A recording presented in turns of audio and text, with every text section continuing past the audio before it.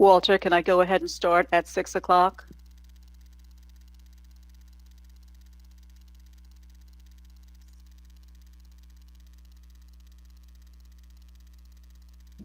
You say you want to show up? What did he say? Oh, I got it. Sorry. Thank you, Walter.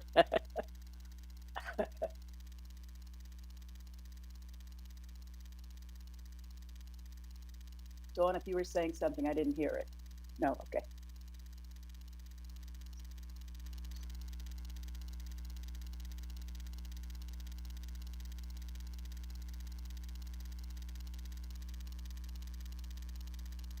Could I ask council members to turn their cameras on so we're all visible, please?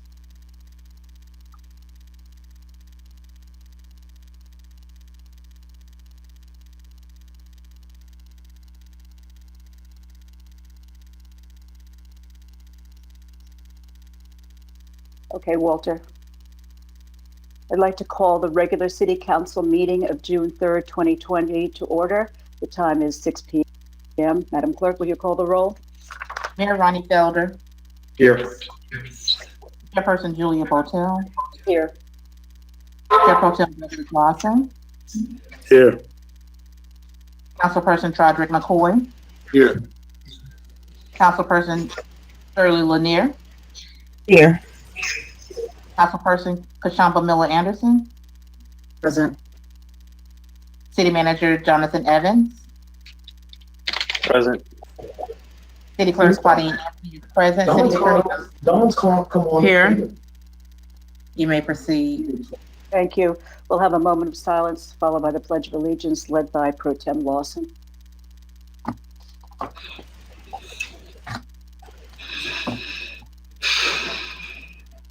I pledge allegiance to the flag of the United States of America and to the republic for which it stands, one nation, under God, indivisible, with liberty and justice for all.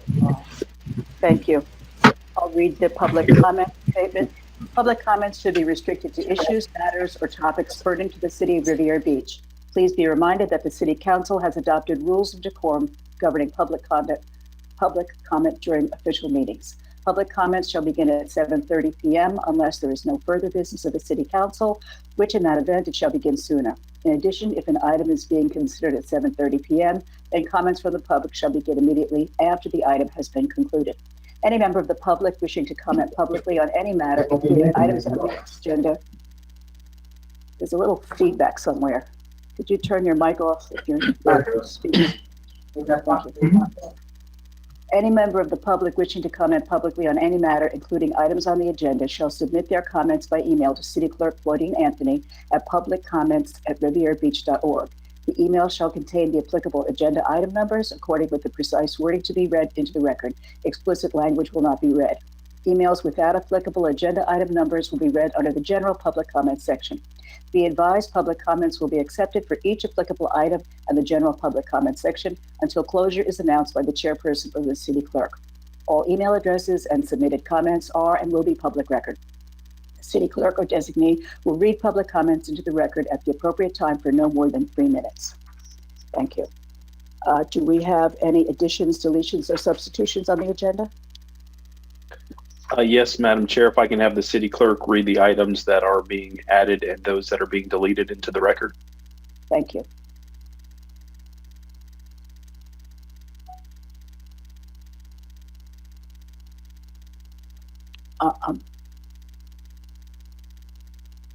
Item number 4 is being deleted. And there's an item that was added under discussion by Mayor and City Council regarding the declaration of the state of local emergency concerning the curfew. Thank you. Madam Chair, Yes. I'm Mr. McCall. interested in asking the manager and the clerk the importance of taking up items 8 and 9 at these points, since they generally deal with, I guess, outside boards, which, as you probably know, we're not really participating in person, and that if this can be deferred to a later meeting. Councilman, I think that was a request by one of your peers. I think Councilperson Miller Anderson But if it is the pleasure of the board, we can certainly address that at another time. Madam Chair. Yes, go ahead. Now, there may be a few of them that the reason why I brought this up is because there are a few of the boards that are meeting and they're meeting by Zoom. And if some of us are not going to be able to, it may be, typically we do this when we change chair in Chair Pro Tem. I would be willing to put it at the back end. I know we're trying to cut this off at 8:45. So maybe putting it at the back end, but it is something that needs to be addressed because there are some boards that we need to have a discussion about in terms of who is willing to commit to going to some of these very important boards, board meetings. Thank you, Madam Clerk. As it relates to item number 8, in the backup, you will see where the Palm Beach County League of Cities did request that a voting delegate be submitted by May 28th. Whether or not we are able to put that off another meeting, because I did advise that our next meeting would be on June 3rd. I am not for certain. As indicated in the backup information, usually the representative that's from the city is usually a voting delegate. And if we put off the changing of the representation at the next meeting, then your voting delegate will remain the same if the representative changed. Thank you. I would suggest that we do it at the very end. I think we've probably all taken a look. This was included as backup, and there's probably no reason to change any of them unless somebody wants to step down off the board that they're already representing. I have been meeting with the chamber groups and economic development and government. Okay, so we've been having our Madam meetings. Chair, for the sake of time, can we just put it to the end? Yeah, that's right. We'll just, it's fine with me. Anybody object? Okay, let's do that. Okay, any disclosures by council? Would someone like to move to adopt the agenda? So move. Second. Madam Clerk?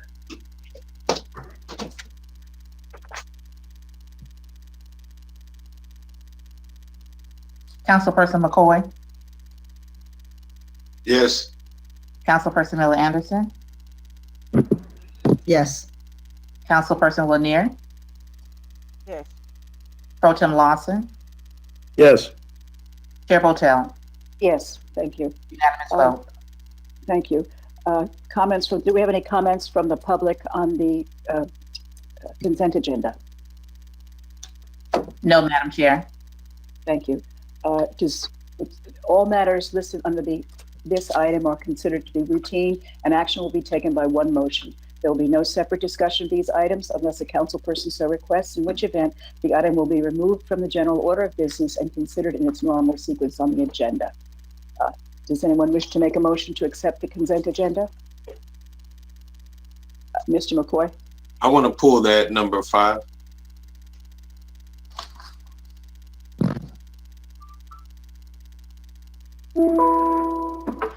You were just addressing the consent right now, right? We're just doing consent, Mr. McCoy. I'm sorry. I thought it was on consent. My apologies. It's okay. Did someone make a motion to adopt the consent agenda? So move. Second. Second. Thank you, Madam Clerk. Since there is no Councilperson McCoy, public, Yes. Councilperson Miller Anderson, Yes. Councilperson Lanier, Yes. Pro Tem Lawson, Yes. Chair Botel, yes. unanimous Now vote. Thank you. And now I believe we are on item number 5, if I'm correct. Madam Clerk? A resolution of the City Council of the City of Riviera Beach, Palm Beach County, Florida, authorizing the Director of Finance and Administrative Services to appropriate fund balance in the Major Disaster Fund number 607-00271-000 in the amount of $100,000 for hurricane preparedness, authorizing the Director of Finance and Administrative Services to set up a budget for same and provide an effective date. Madam Chair, we do not have any public comments on this item. The acceptance of public comments on this item is now closed. Thank you. Mr. Evans? Did we vote? You got a motion? Yeah, but don't we have to, are we going to hear from Mr. Evans on this before we vote, or? Madam Chair, we get a motion before you put it on the floor for discussion. That's what I meant. I'm sorry. So moved. That's what I meant. Thank you. Good. Did anyone want to second that motion? Sorry. Second. Thank you. And now, Mr. Evans, thank you. Madam Chair and members of the City Council, this item before you is to seek an appropriation from the Major Disaster Fund for the purposes of hurricane preparedness. I have Interim Fire Chief John Curd and Police Chief Nate Osgood on the call to answer any questions that the council may have of the item. The intent behind the funds is to be able to provide some of the basic necessities that we need to effectively prepare for going into the start of hurricane season, which commenced on June 1st. This is a standard process that we go about, and actually the Major Disaster Fund is a fund that by charter the city has to set aside monies for the purposes of disaster preparedness, and so we're pulling from that particular fund that it can be utilized for things applicable to emergency management. Chief Curd or Chief Osgood, if there's any additional information that you'd like to provide, please feel free to do so. Good evening, Mr. Evans, Council, John Curd, Interim Fire Chief. This fund here is what is used annually for generator procurement for our EOC or public safety building. Also the fuel associated with that as seasons quickly come up on us. We are kind of pivoting to now prepare for hurricane season, and this $100,000 is merely just to provide some of the essential necessities so that we can move into hurricane season. Thank you. Any questions? Yes, Madam Chair. Yes, Mr. Wilson. Thank you. Mr. Curd, the 100,000, I saw that 72,000 is going towards generator cost. Rental. Sorry. Correct. Mr. Curd, I'm sorry. Yes, sir, that's correct. Yeah, so the rental of this generator that we're spending, how many years have we been spending money on the rental of a generator? I would have to give you the exact number, but I believe this is going to be our 4th year. It has been recommended in the past by the Hurricane Committee Group to consider purchase of a generator, but due to certainty of the building, the Public Works, or what was the Public Safety building, there was never a desire or firm commitment to invest any more money. But here we are down the road where it may be a consideration moving forward. Okay, so I guess my question and concern is that for the past 4 years, which is close to $300,000 at $72,000 a year for rental, what is the cost of a generator, being that we're only renting it for 6-month periods? Well, in that cost, you also have fuel that's associated with, where fortunately we'll be able to reuse some of that fuel as the season expires. But we would, for that facility, all of the permitting, the permanent fuel system needed, we'd be well over $500,000 as just a rough estimate, which wasn't desirable to be spent in year 1 or year 2. But considering what's happened with the Public Works facility, City Hall, the fire station, that building has become more of a staple than it was projected to be 5 years ago. Okay, is it not possible to retrofit the generator if purchased to another building? It would be possible. I'm not going to speak as an electrical contractor and whether or not the voltage would be that of what the next building is. It too big, too small? But I would think yes, there would still be value to any generator that was purchased. Okay. All right. So during my review with Mr. Evans, I spoke to him about the life expectancy of the generator and also the cost that we've been spending in rental for the generator. So for us to spend another year renting the generator in a building that has become, like you said, a staple here as one of our building staples, I think that we really need to take a look at the cost, total cost of a generator, incorporating it into next year's budget, and making sure that we stop renting and wasting money and throwing it away every year when we're renting it 6-month periods of time at $72,000 a year. So if we can not rent again after this budget, because it's kind of late in the year to incorporate a $500,000 generator into the budget for this previous year, but we'll find that money. But for the next year, I definitely want us to incorporate that so that we stop renting. Understood. And in next budget year, we're going to be coming to council with a very robust disaster management plan as COVID and hurricane season and the like have come upon us. We're going to need to look at doing better from an emergency management standpoint. Okay, perfect. Thank you, Mr. Kurt. Yes, sir. Mr. McCoy, go ahead. Thank you, Madam Chair. Thank you, Mr. Lawson, for teeing that up, because that was kind of the line of questions that I had. Mr. Kurt or perhaps Mr. Bailey, is this the 52-foot container trailer type generator that we see for special events? Councilman McCoy, this is Jonathan. It's the generator that it fits about into a parking space. It's usually those types of generators are, I think, 125 kilowatts. We can look to Councilman Lawson's point. We would have to look at a transfer switch and having that built into some of our facilities, but it is something that we've discussed most recently that we would look to put into the budget for fiscal year 2021 as a capital purchase, because we can utilize the money in the disaster fund account to fund it. So it's not a tractor trailer. It's a small unit that fits. It's about the size of a parking space. Okay, and this is solely for a 6-month rental from June 1st to November 30th. Is that what I'm understanding? That's correct. Yes, sir. Mr. Evans or perhaps Mr. Sherman, how much did we appropriate this year for the city's major disaster fund? Isn't there a certain percentage that we have to allocate every year? If I'm not mistaken, I think it's $500,000 that goes into the major disaster fund. Mr. Sherman, can you confirm that?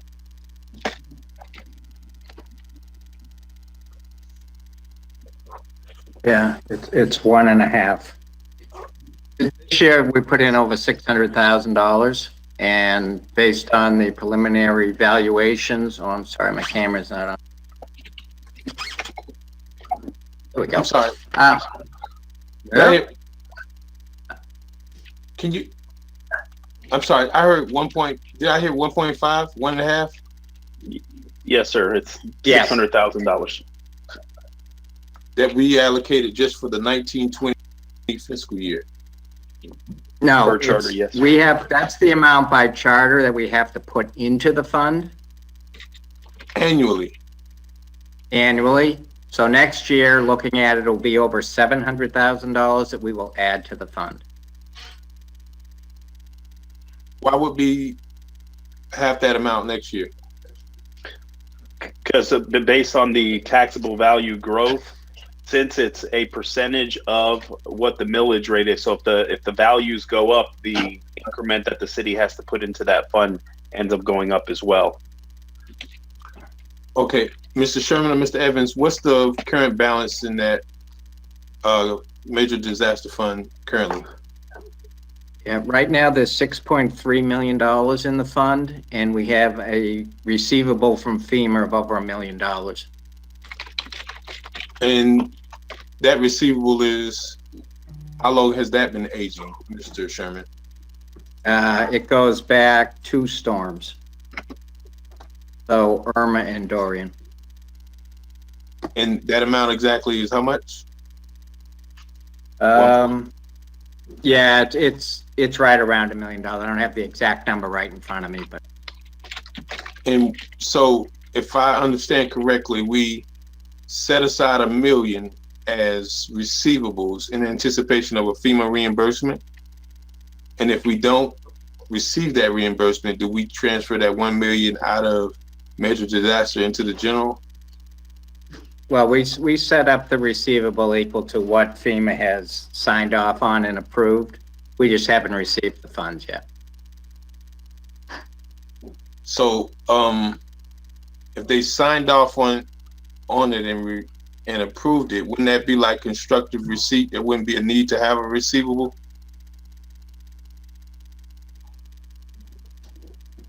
I'm not sure how else I would record it. We have it as a deferred revenue and a receivable on the books. Okay, well, I was asking because it doesn't seem practical to rent this kind of equipment when there are dollars available, and then we're going to find ourselves right back here, revisiting this again.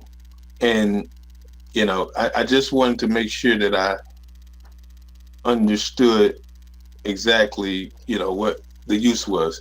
Last question, and then I'll yield back. I guess the trailer, is this something that we use outside or we rent outside of this period? Because I thought I've seen one of these over at Public Safety recently.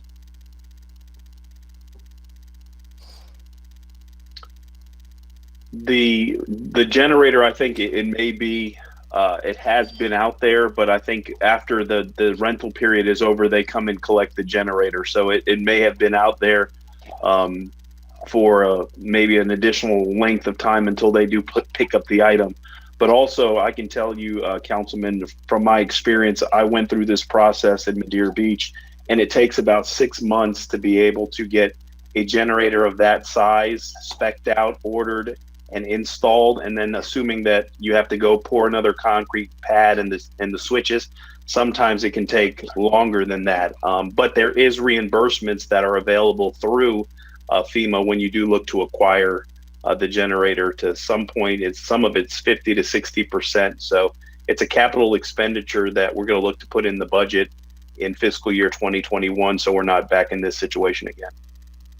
Mr. Evans, where's the public safety complex? Which district is that located in? That is in District 3. Oh, okay. All right. Just curious. All right. Last question. So, is any other transfers in and out of the disaster fund does come to City Council, Mr. Sherman, Mr. Evans? Yes. Okay. All right. I yield to Councilwoman Lanier for a motion. I think we have a motion. Councilwoman Lanier, did you want to make a statement about that?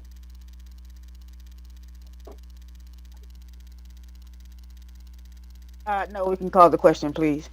Thank you.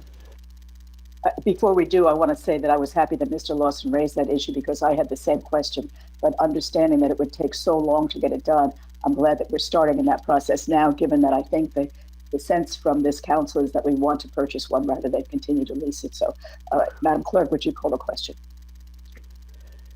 Councilperson McCoy? Yes. Councilperson Miller Anderson? Yes. Councilperson Lanier? Yes. Pro Tem Lawson? Yes. Chair Botel? Yes, Unanimous vote. thank you. Item number 6.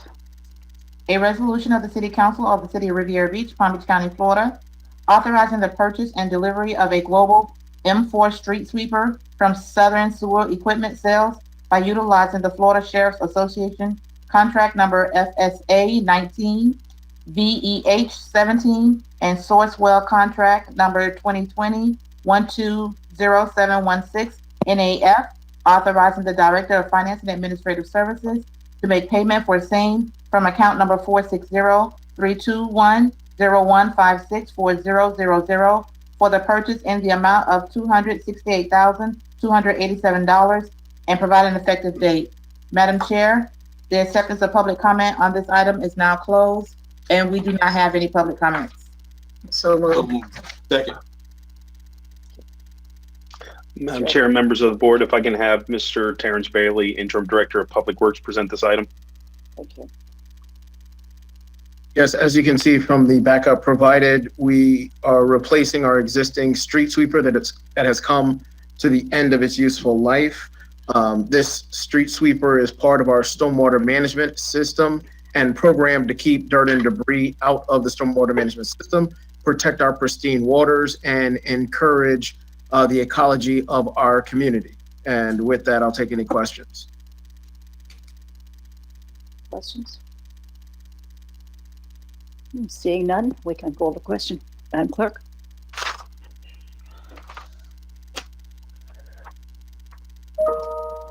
Councilperson McCoy, Yes.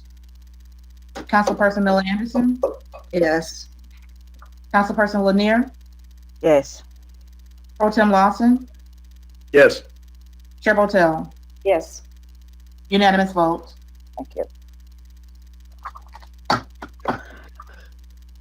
Item number 7. A resolution of the City Council of the City of Riviera Beach, Palm Beach County, Florida, authorizing the approval of Amendment 001 to the interlocal cooperation agreement between Palm Beach County, Florida and the City of Riviera Beach, Florida, and approving the continued participation in the Urban County Program for fiscal years 2021 to 2023 in order to receive federal funds to include Community Development Block Grant, Emergency Partnership Grant, and providing for an effective date. Madam Chair, the acceptance of public comment on this item is now closed, and we do not have any public comment. Thank you. Would anyone like to make a motion? So moved. Second. Second. Thank you. Madam Chair, member of the board, if I can have the Assistant City Manager, Mrs. Deirdre Jacobs, present this item. Thank you. Thank you, Mr. Evans. Can you all hear me? Yes. Okay, thank you.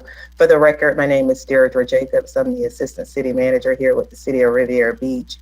Honorable Mayor, City Council persons, Mr. Evans, this particular item is a result of the city receiving Community Development Block Grant and other federal dollars from the county. As you are aware, the city is not an entitlement city, so we don't receive funds directly from the federal government or the state government. It is hopeful that as a result of this census that we're in now, that the count will realize at least a minimum of 50,000 persons. At that particular time, we will become entitlement.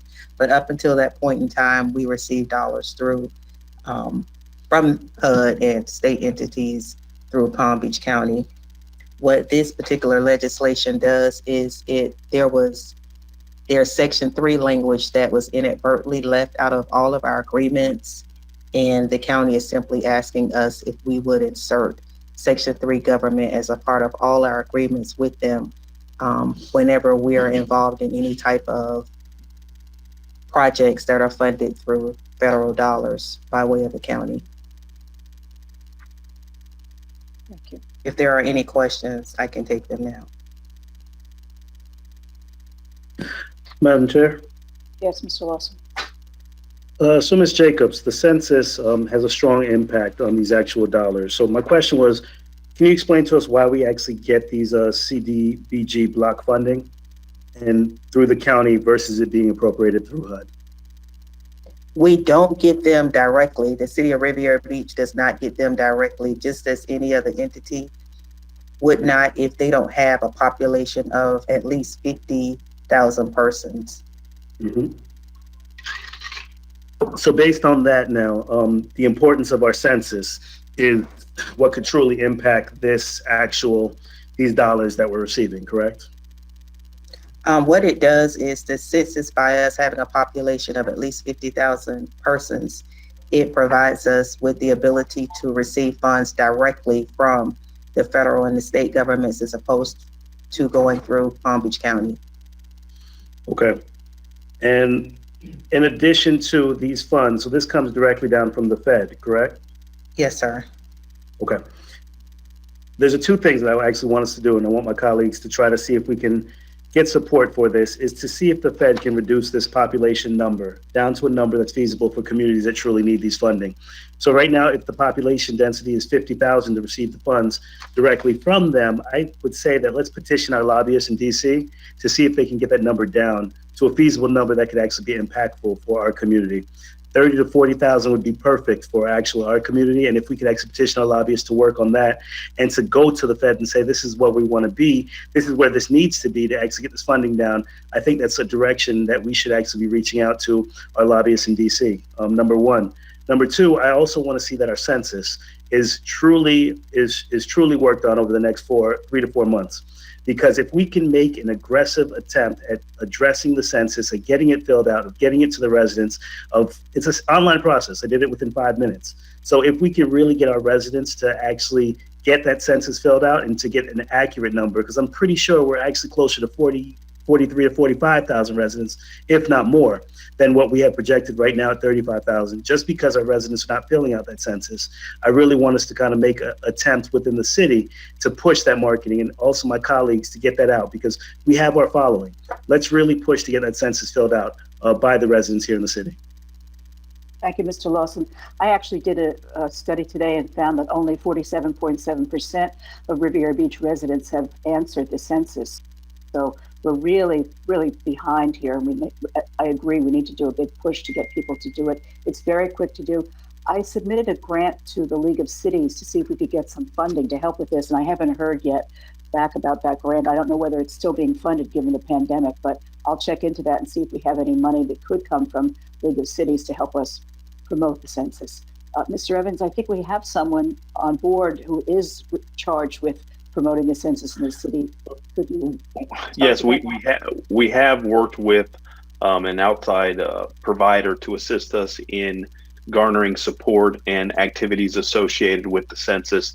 That agreement has since expired, but we are looking at additional ways to continue to get participation from members of the community. Our numbers, as it relates to 10 years ago when we did the census, are about 5% higher than they were this time 10 years ago. So we're going to continue to move the needle. The good thing about it is that we haven't gotten to the point where the census takers are visiting neighborhoods, and that's usually when you do get another spike in the numbers. So we're going to continue to push out information with regards to people taking the census, because to the assistant manager's point, that's if we have the population over 50,000, then the appropriations come directly to us.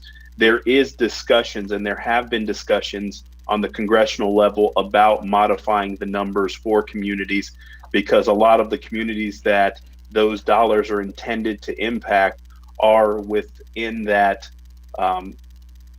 placement where we stand. So there is discussions with regards to that, and I think it's worth the effort to see if there's any desires from the Fed to effectively make that move. And I think one of the things to our advantage is it is an election year, and they're more inclined to do things like that, especially to target funds for communities that can benefit from the allocations versus us getting the money from the county. Thank you. Any other questions, Ms. Lanier?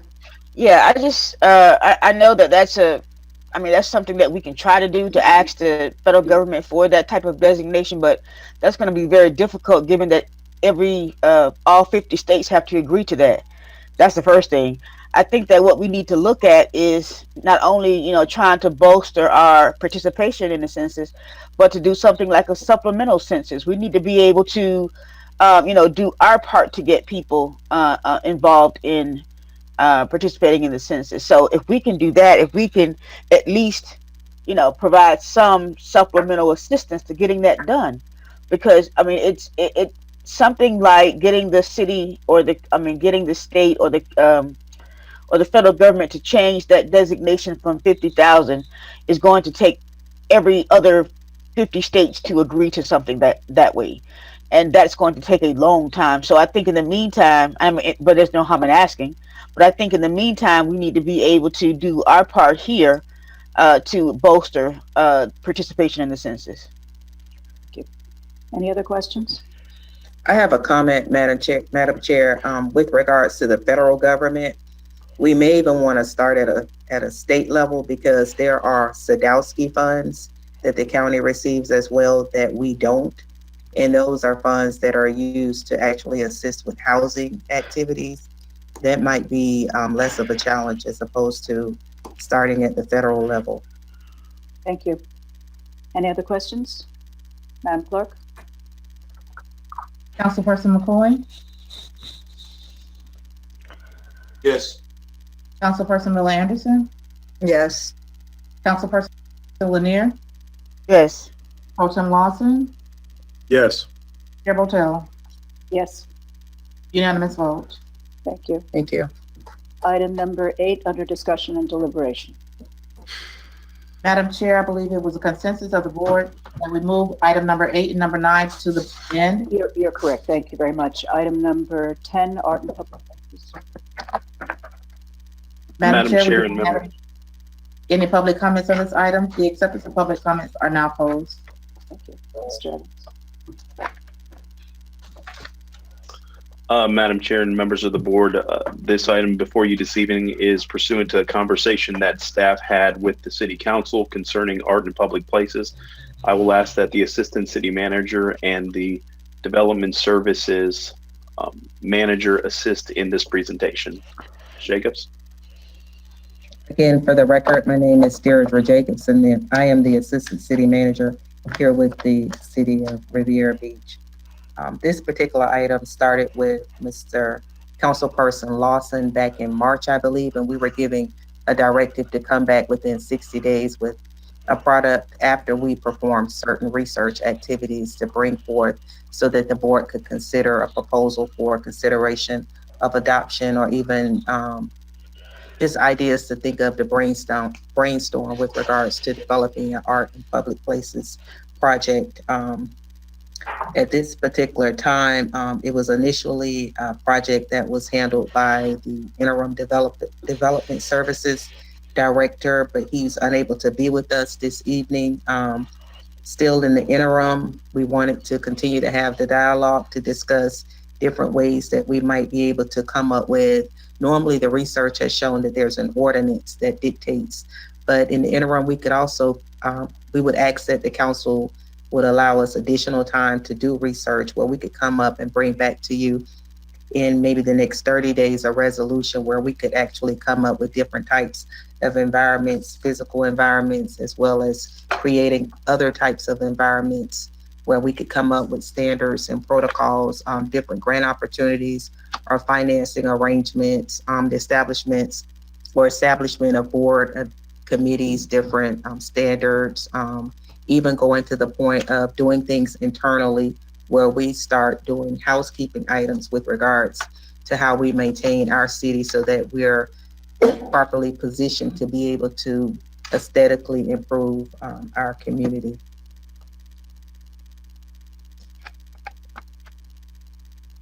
So, Ms. Jacobs, are you saying that we're going to be presented with something at some future date? I was asking if the board would allow us to come back, being that Mr. Gagnon is not here this evening. Yes. His particular department was responsible for doing the research.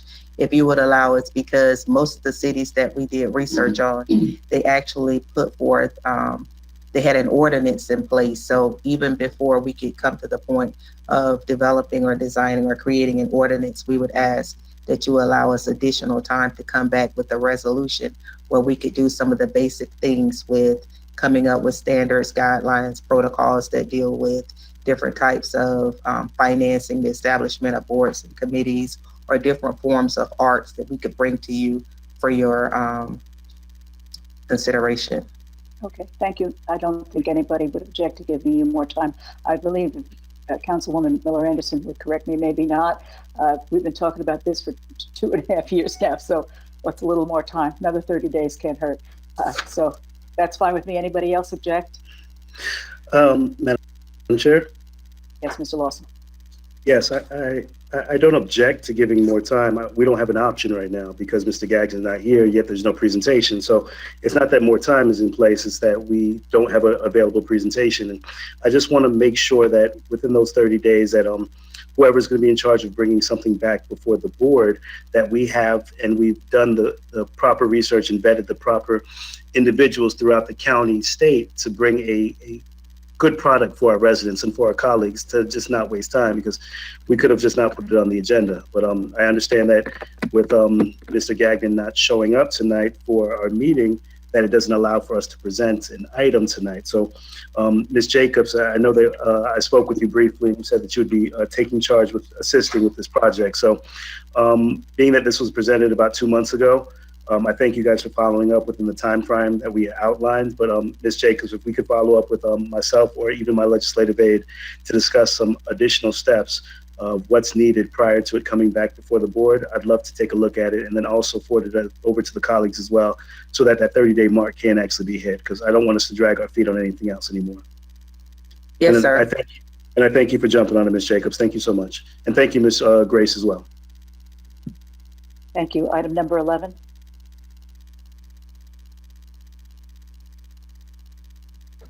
Discussion concerning race gender neutral policy development. Madam Chair, we do not have any public comment on this item. The acceptance of public comment is now closed. Thank you. This looks like it was put on by Councilman Lawson. Thank you, Madam Chair.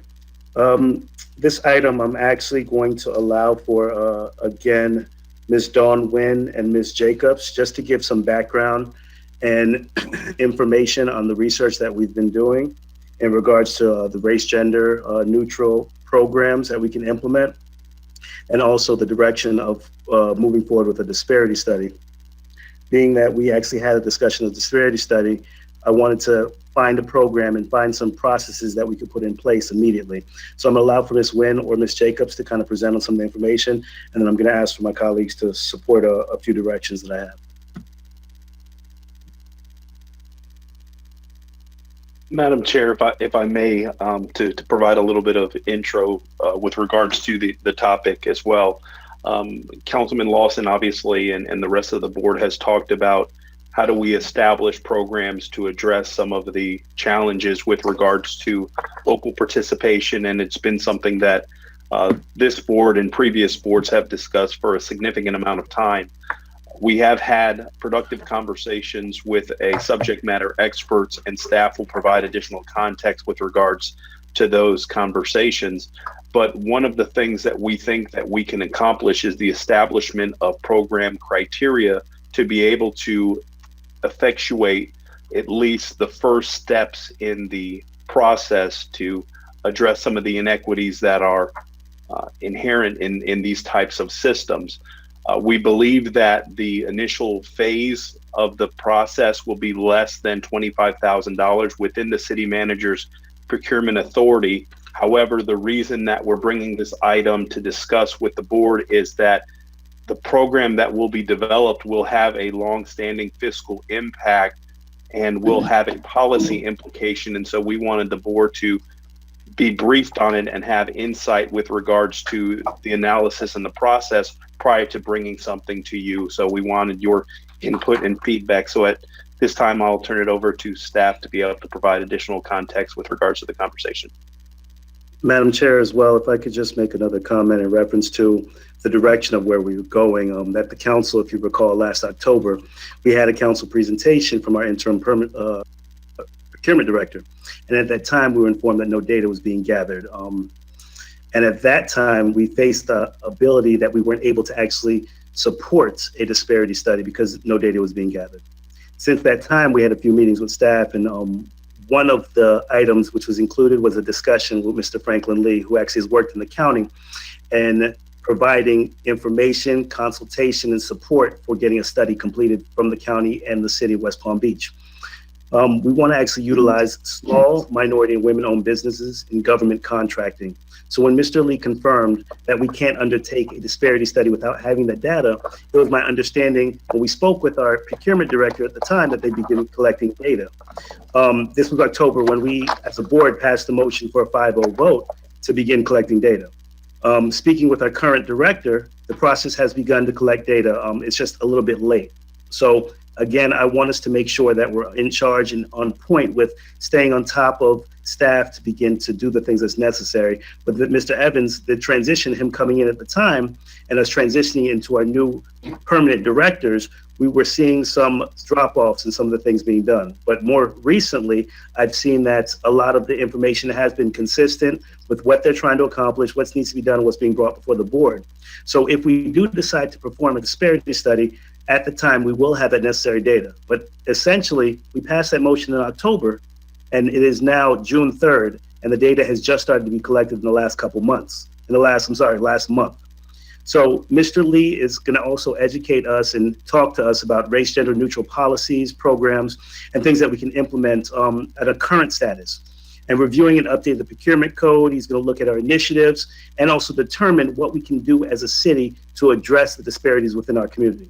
So what I want to ask the council is to entertain the city manager and allow for staff to bring in Mr. Lee to actually do a presentation for us, so that if we decided to implement these systems to increase the minority and women businesses here in our community in the city. So I know staff has a presentation, they want to discuss a few things, but that's where I want to actually bring in, whether it's Mr. Lee or anyone that can consult to provide direction for minority businesses in our community. Thank you.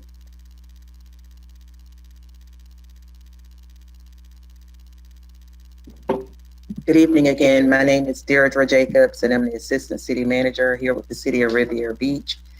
In speaking to Dr. Lee, he has provided with us, when I say us, I mean a staff, and Mr. Lawson as well, a menu of various types of services that he could provide to us that would still be under the pen of the City Manager in order for him to get started with the particular or of our goal of eventually having a disparity study done, and that being analyzed to determine exactly how we're spending our dollars. So going through the menu, it was basically, then speaking with him, I spoke to him again this afternoon. If we were to start with just the scope of the work in terms of him coming here, exactly what Councilperson Lawson mentioned, him coming here and being able to go through what we have in place. From my understanding, we do have an MWBE policy in place, but because it was not put in place as a part of a disparity study, it's not really a program that we can actually utilize in a legal fashion. So if he were to come to us up under a smaller contract just to get us started and help us to even just begin to figure out where we need to go with not only collecting the data, but even going as far as instituting a project that wouldn't be based on any type of race or gender, he's willing to come to assist us. Subsequent to that, we even spoke of ways that we could start collecting the data, because it's not simple as just collecting data. There are different things in process where we have to determine whether or not the data is uniform, whether or not it has been cleansed, whether or not it's verifiable. So it's an extremely tedious process, but he's willing to come. He's a scholar, and based on my research, we probably wouldn't be able to receive services at the level that he provides, pretty much outside of his competence with many other vendors.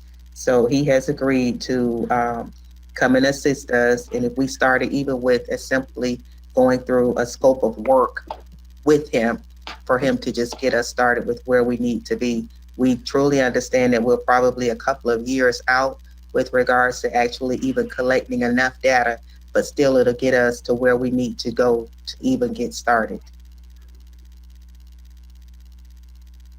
Thank you. Are you looking for us to make a motion, Mr. Lawson?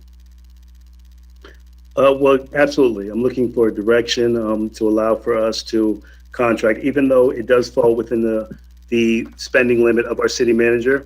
He does want the support of the council to know if this is a direction that we'd like to go. And I know some of my colleagues have some questions, especially Mr. McCoy. So I want to hear from the council and colleagues first before we make a decision to expend the money to bring a consultant in to implement these programs. Mr. McCoy, I didn't see you waving your hand over there. Did you have a question? Yes, thank you, Madam Chair. And this question is it's a question and a comment. First, Mr. Councilman Lawson. Sir. Am I correct in understanding that you want to bring him in to basically do an assessment of where we are currently?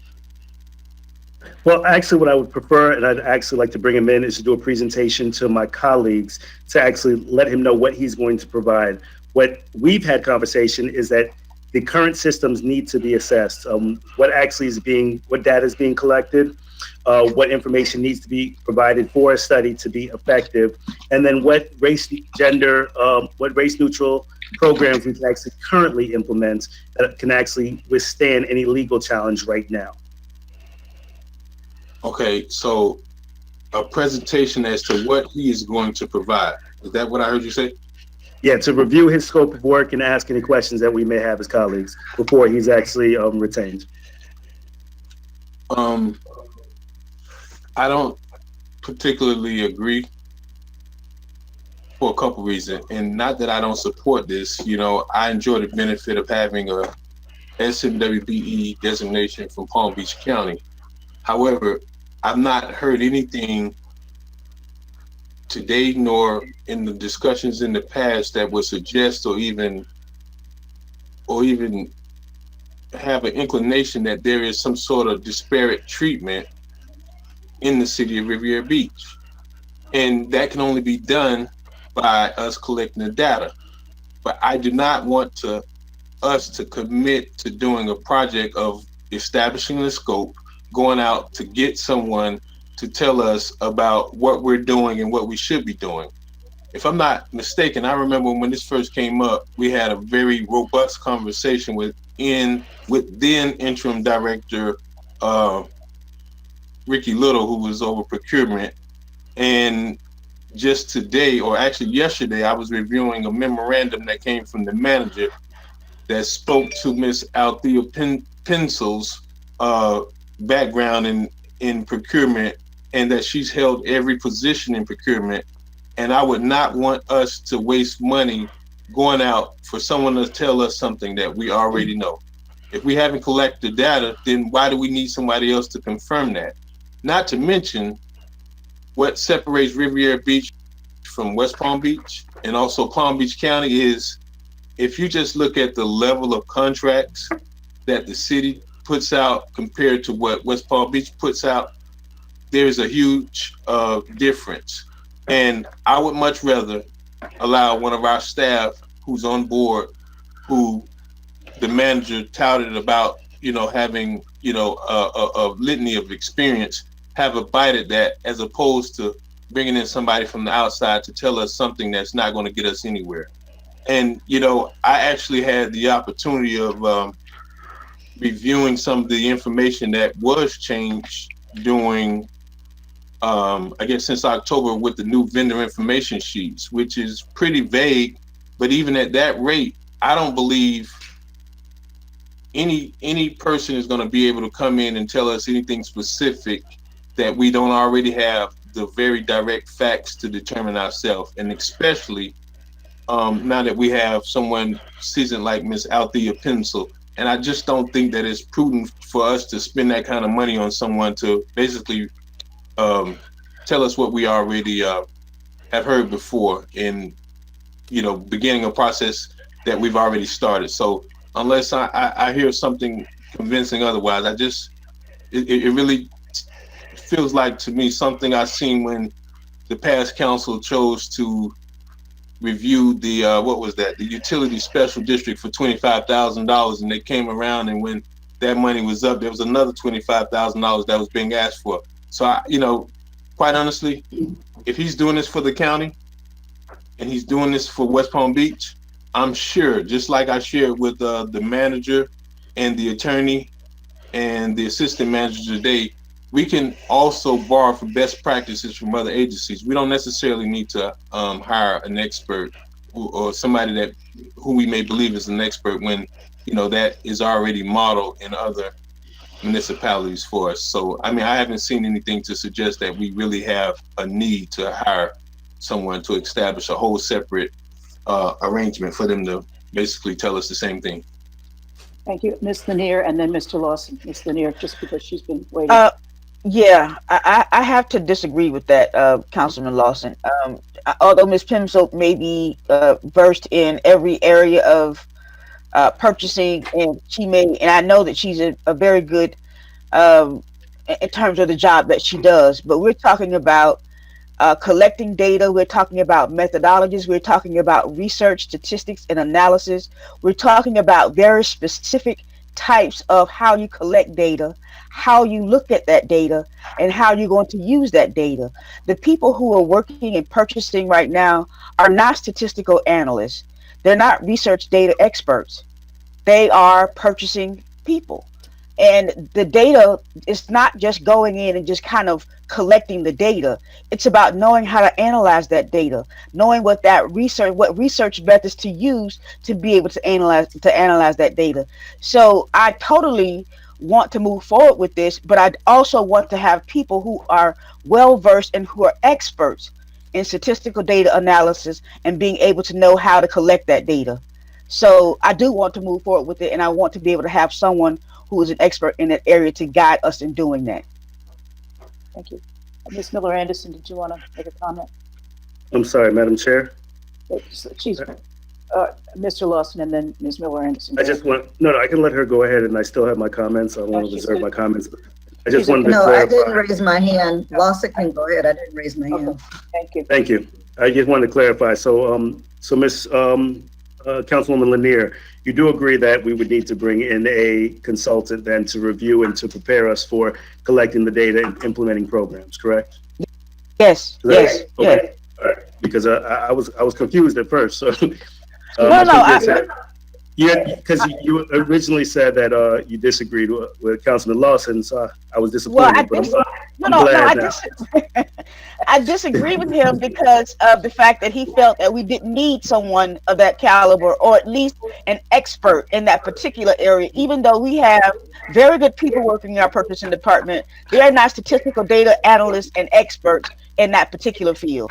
Well, he is a good-looking brother, but he's not as good-looking as Councilman Lawson. So I think that's where the confusion lied, because you did say that I agree with Councilman Lawson. So either way, thank you, Councilwoman Lanier, and Councilman McCoy. I do understand your concerns, but my biggest concern is that having staff that we have in place, when we instructed staff 10 months ago to actually begin collecting this data, and it hasn't been done, I would actually prefer a consultant to come in and to oversee this project and to make sure it gets put through, because we can no longer kick the can down the road. We have to have people that's going to hold everyone accountable. So as of right now, I do believe that we have the proper staff in place with the new hires that Mr. Evans has brought in, but I also want to make sure that they take the right steps necessary so that there's no delay in getting this project done. Right now, we're already about 10 months behind, possibly doing a disparity study if we decide as a city to move forward with it. Also, programming could be put in place, and that's what actual Mr. Lee, Franklin Lee, can actually provide us that direction. So what he's actually going to show us is the proper data, because within our department right now, we do not know the exact data that needs to be collected to complete a study. So unless we have a professional that has completed a study in our neighboring municipalities that can actually review our process and our procedures, then I would not trust that we're going to get it done without having somebody to review and guide us with those steps. Thank you. So actually what I'd like to, go ahead. I'm sorry, Madam Chair. You had a question? No, I thought you were done. I'm sorry. Go ahead. I was just going to call on Mr. Evans, but I'm sorry, Mr. Evans. Did you have a comment, sir? I'm sorry. Yes, I do. Ms. Pimsel is an exceptional employee and is a great hire for the agency, and has in fact worked in every aspect of procurement, but she is working about 50% capacity because there are so many vacancies within her department. In addition to, we're having conversations about how do we bring some of these capital projects to the forefront, and going to look to have substantive conversations with the board and moving some of the long-standing capital projects to the forefront. So her time is going to be utilized to bring some of the utility district projects online, as well as some of the other city projects, and then not having a full staffing complement.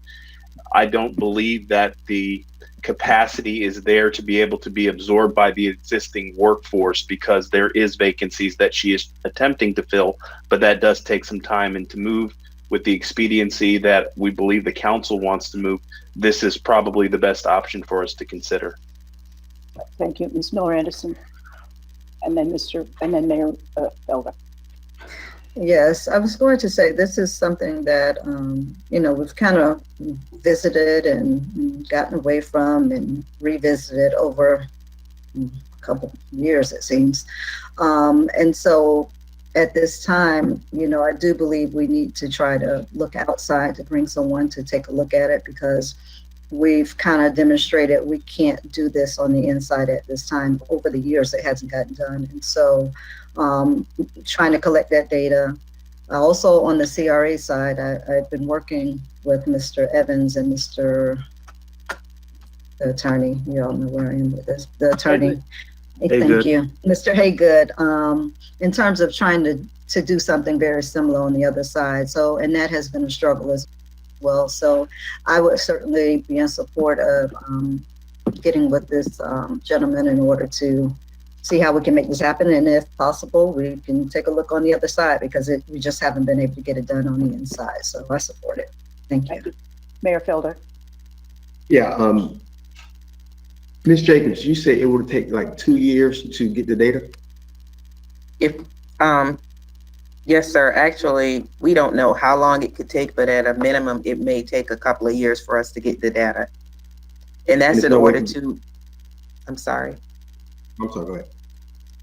And that's because it's not as easy as we might think that it is. And speaking to him, you drill down to a very low level. It involves not only the contractors that we work with, but the subcontractors as well. And going back to Councilman Miller's, we've been at this for years, you said? We've been trying to do this for a couple of years? Yes. Okay, and so Councilman Lawson said we're already 10 months behind, right? From our initial 5-0 vote to start collecting the data. Is that correct? Right. Okay, so I mean, I agree with bringing Mr. Lee in. Is there any way it can be expedited? Like if council supports this, is there no way you can have a conversation with him to get it done as quick as possible? Like they just come in and do what they need to do and could be expedited before 2 years? Is that a question you have to have with, you have to ask? Mr. Lawson, if you want to respond, and then Mr. McCoy is looking to speak. Mr. Lawson.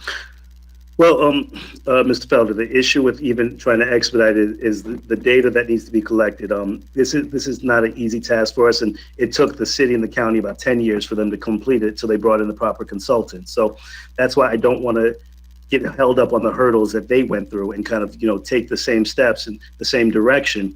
But it's essentially that we have to just start collecting the data. I spoke with staff, Ms. Jacobs, about possibly having our current department going back and backdating information and data and making sure that they get everything updated based upon what Mr. Lee or whatever consultant we bring in allows for us to review and update some of the information and the data. But the problem is that it may not hold up in court if we go after doing a study and that data wasn't the exact correct data that was needed to be done. So everything needs to be implemented properly within our Tyler system, and it needs to be collectively gathered so that all the data can reflect if there's a disparity within our community. The last time this data was looked at, it was a few years ago, and I believe that only 18% of the dollars that were being spent in the community were actually going to minority and women businesses, which is unacceptable when we have 65% African American and 85% minority in this community.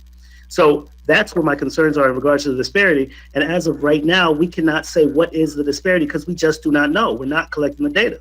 So I'd rather we expend the money to understand where these dollars are going.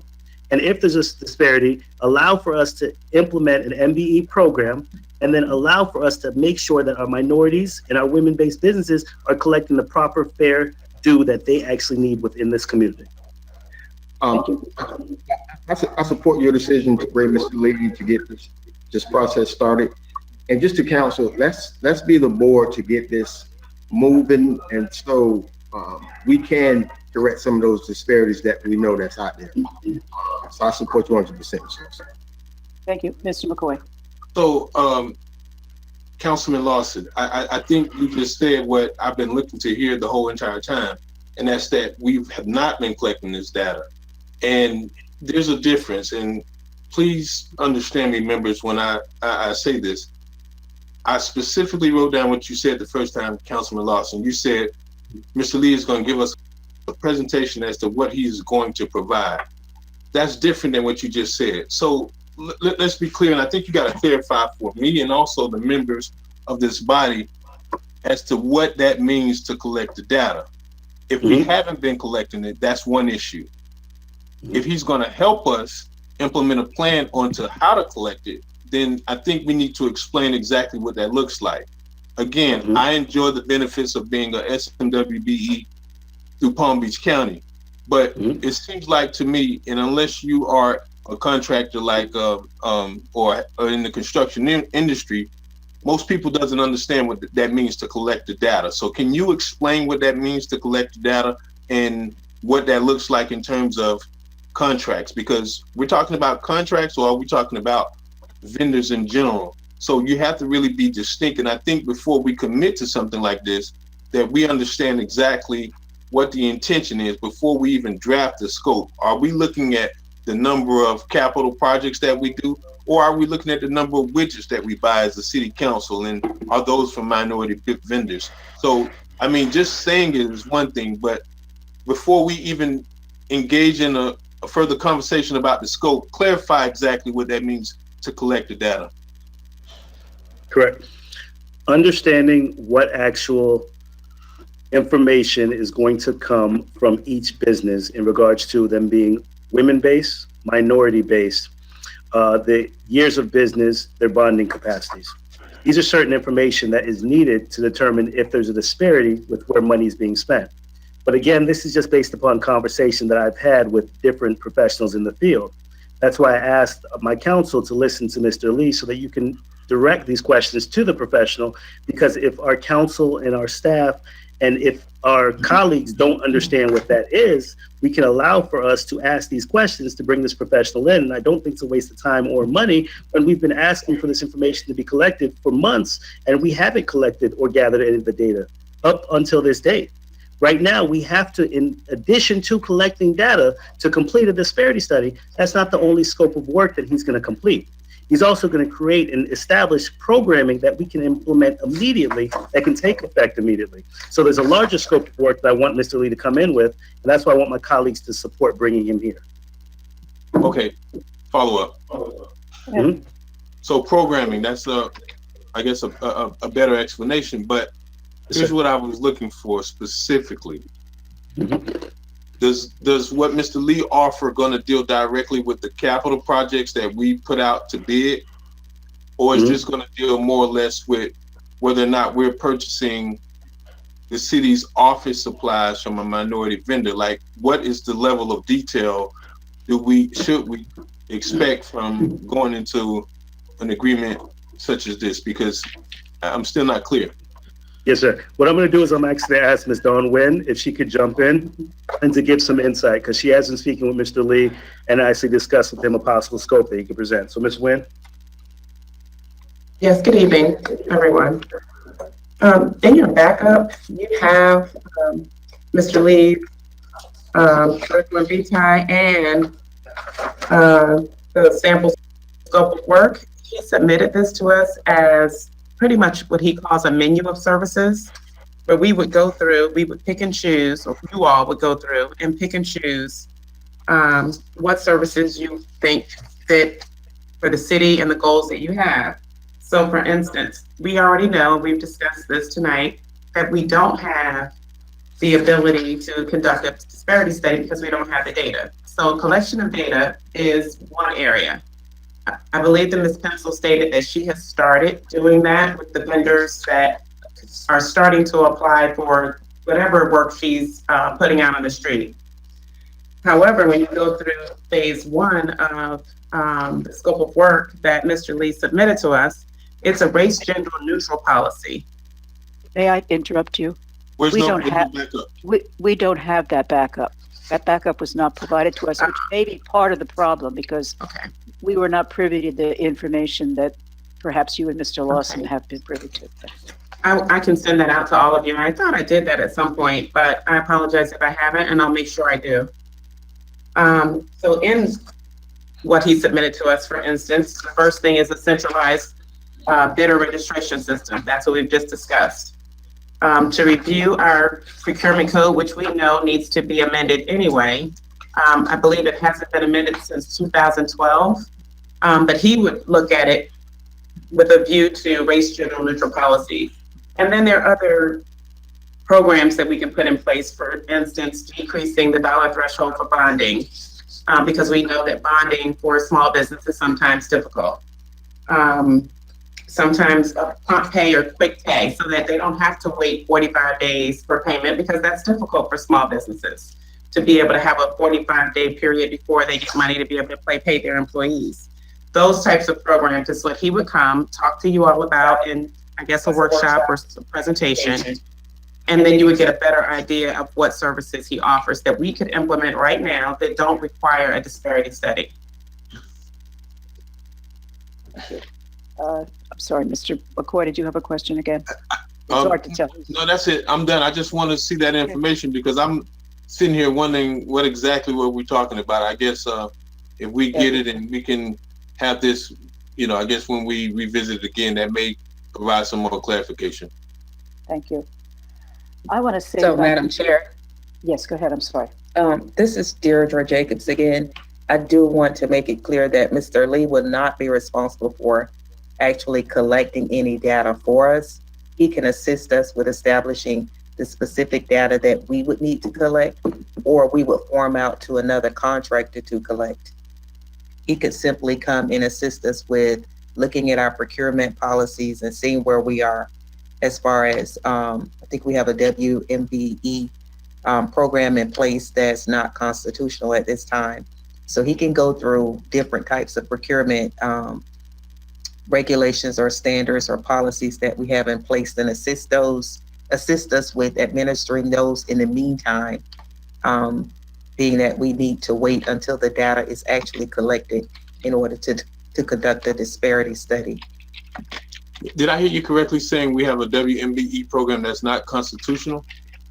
Yes, sir. And it was put in place without any type of disparity, any type of process in order to make it constitutional. In order for those programs to be constitutional, you have to have the data that's necessary to make sure that they're actually legitimate. And that was never done here. Okay. Mr. McCoy, anything else? Okay. I'm very supportive of collecting the right data so that we get the right solution. And I know that if it's going to take us a long, long time to do, we certainly want to get started sooner rather than later. But I don't think having a disparity study is enough. I think we need to go further than that. In working with the Workforce Development Task Force that I've been involved with for the last 2 years, it's very clear to me that we do not have the level of training available to our citizens to allow them to participate in the kinds of projects that we have. And I would like us also as a follow-on, maybe not tonight to have that discussion, but as a follow-on to this, to discuss how we can engage with the school district, for example, to provide more vocational training in our area. Right now, if you go over to North Tech on any given day or in the course of a year, they only have 125 seats there to do construction training. And how many of those do you think are Riviera Beach residents? 5 last year. I mean, that's a disgrace. We need to be training our people to be able to take advantage of some of these contracts that we offer.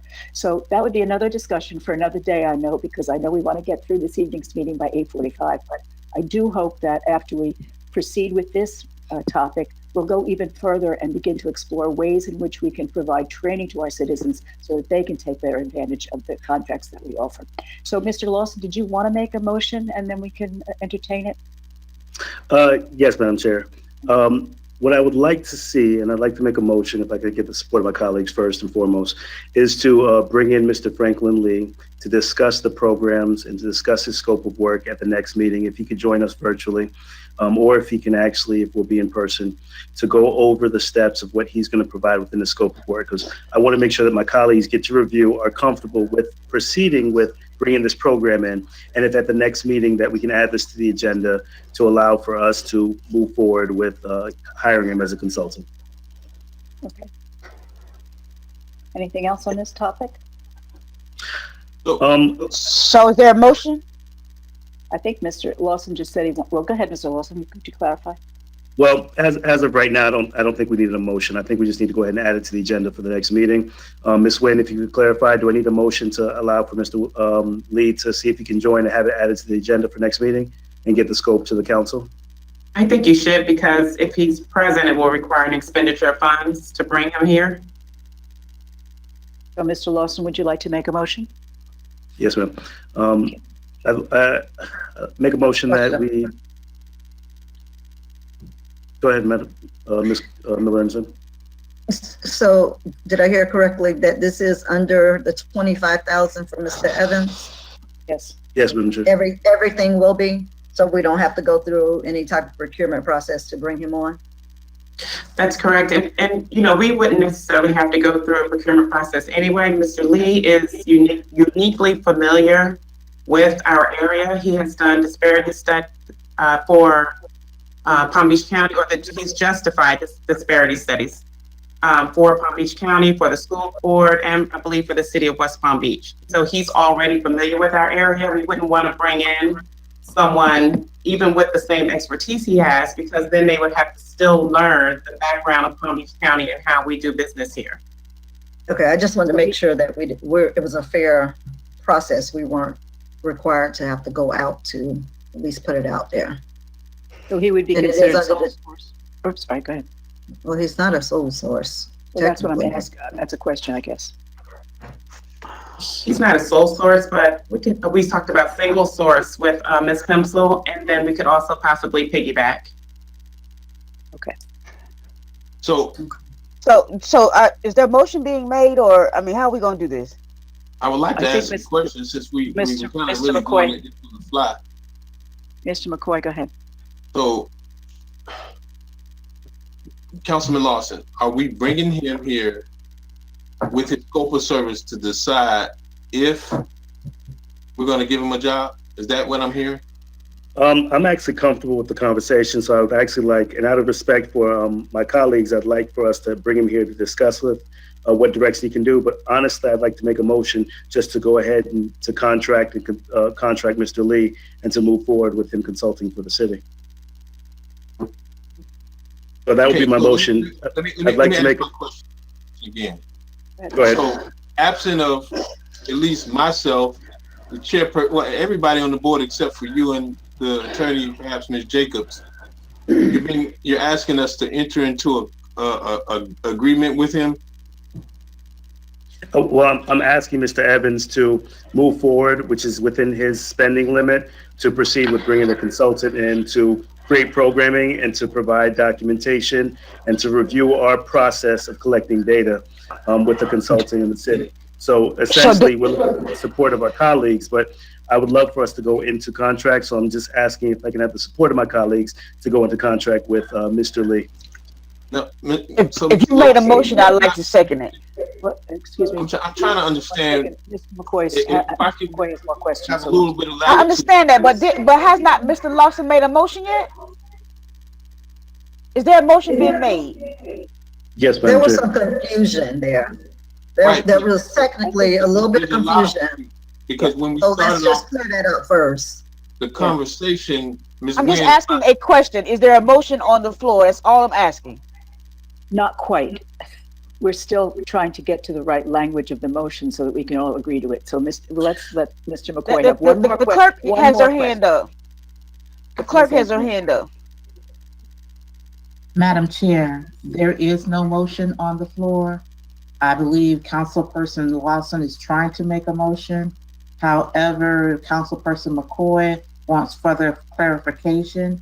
So there needs to be a consensus amongst the members as to whether or not Councilperson Lawson can go ahead and make his motion. And after that time, Councilperson McCoy can proceed with his questions, if the board so desires. Thank you. Councilman McCoy, will you allow Mr. Lawson to make his motion and it be seconded, and then we can have discussion on it? sure. Thank you. Mr. Lawson?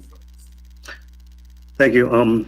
Colleagues, if we can move forward with bringing in, I'd like to make a motion to move forward with hiring Mr. Franklin Lee and soliciting his services based upon preparing us for a disparity study and reviewing our current data collection information to move forward and assisting us with programming that can actually be legally upheld in court currently, since we do not have a program in place. Second. Now we can have discussion. Mr. McCoy? Okay, so it seems like we just basically unilaterally agreed to something that only Councilman Lawson has in his head, and obviously Ms. Wynn, because it was very clear that Ms. Wynn stated that he has offered a list or a menu of services, but now we're already agreeing.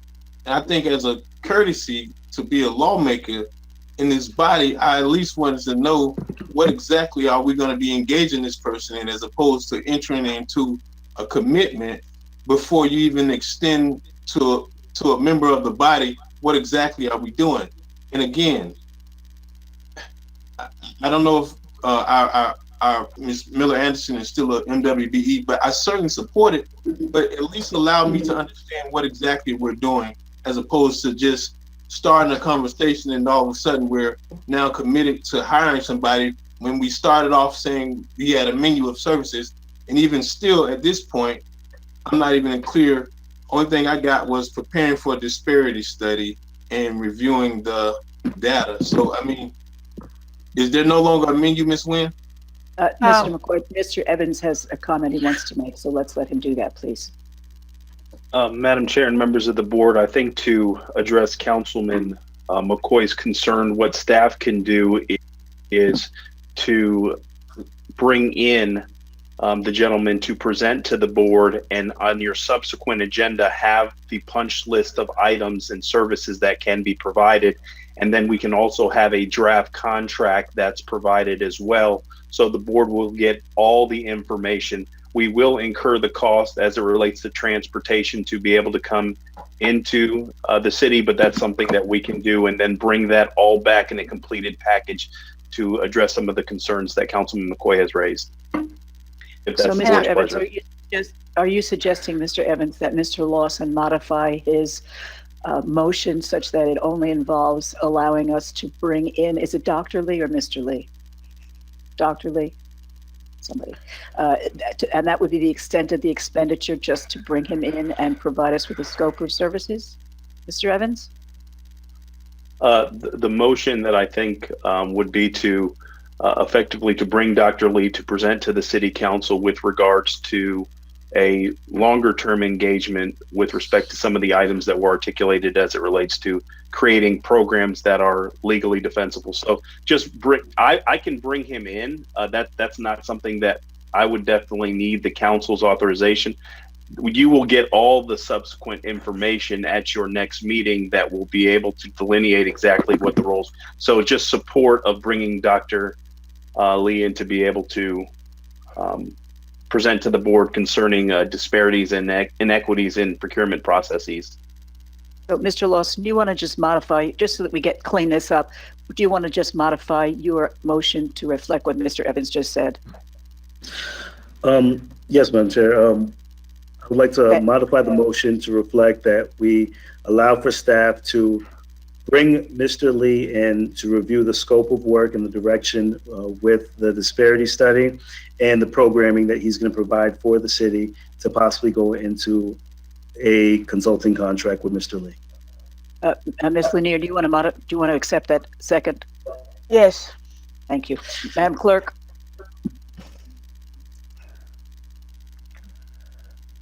Councilperson McCoy, Yes. Councilperson Miller Anderson, Yes. Councilperson Lanier, Yes. Pro Tem Lawson, Yes. Chair Votel, Yes. Thank you. unanimous vote. Item number 12. Madam Chair? Madam Yes. Chair. Madam Chair? So Oh. just so Too I, many people at once. First, Mr. Lawson, and Go then ahead. Mr. McCoy. Go ahead, Mr. McCoy, because I wanted to make a statement. I just would ask that information that you guys have concerning Mr. Lee be shared to us, so we can kind of have an idea of how we even arrived here, because it seemed like I'm the only one that was kind of left out in the cold. I forwarded that to all of you. Thank you. Mr. Lawson? Madam Chair, I wanted to make a quick statement for my colleagues, because just the discussion of disparity and the disparity study is kind of, just worked up a lot of different energy with us. And I completely agree with Councilman McCoy. And the frustration is that we continue to just drag our feet when it comes to certain things. And I want us to be effective and efficient with everything that we're moving forward with. And I thank you, Mr. McCoy, for holding us accountable with the process. Currently serving, in the 5th position for the last 14 months, it's been a learning process. So I wanted to kind of address something that's in reference to this study and equity within our community while we're within the topic, if my colleagues can entertain me for 3 minutes. Essentially, last week we witnessed a senseless murder just of another Black man here in our country. And I came to my colleagues to address the disparities and the continued problem of racism and systematic oppression that we're challenged with on a daily basis.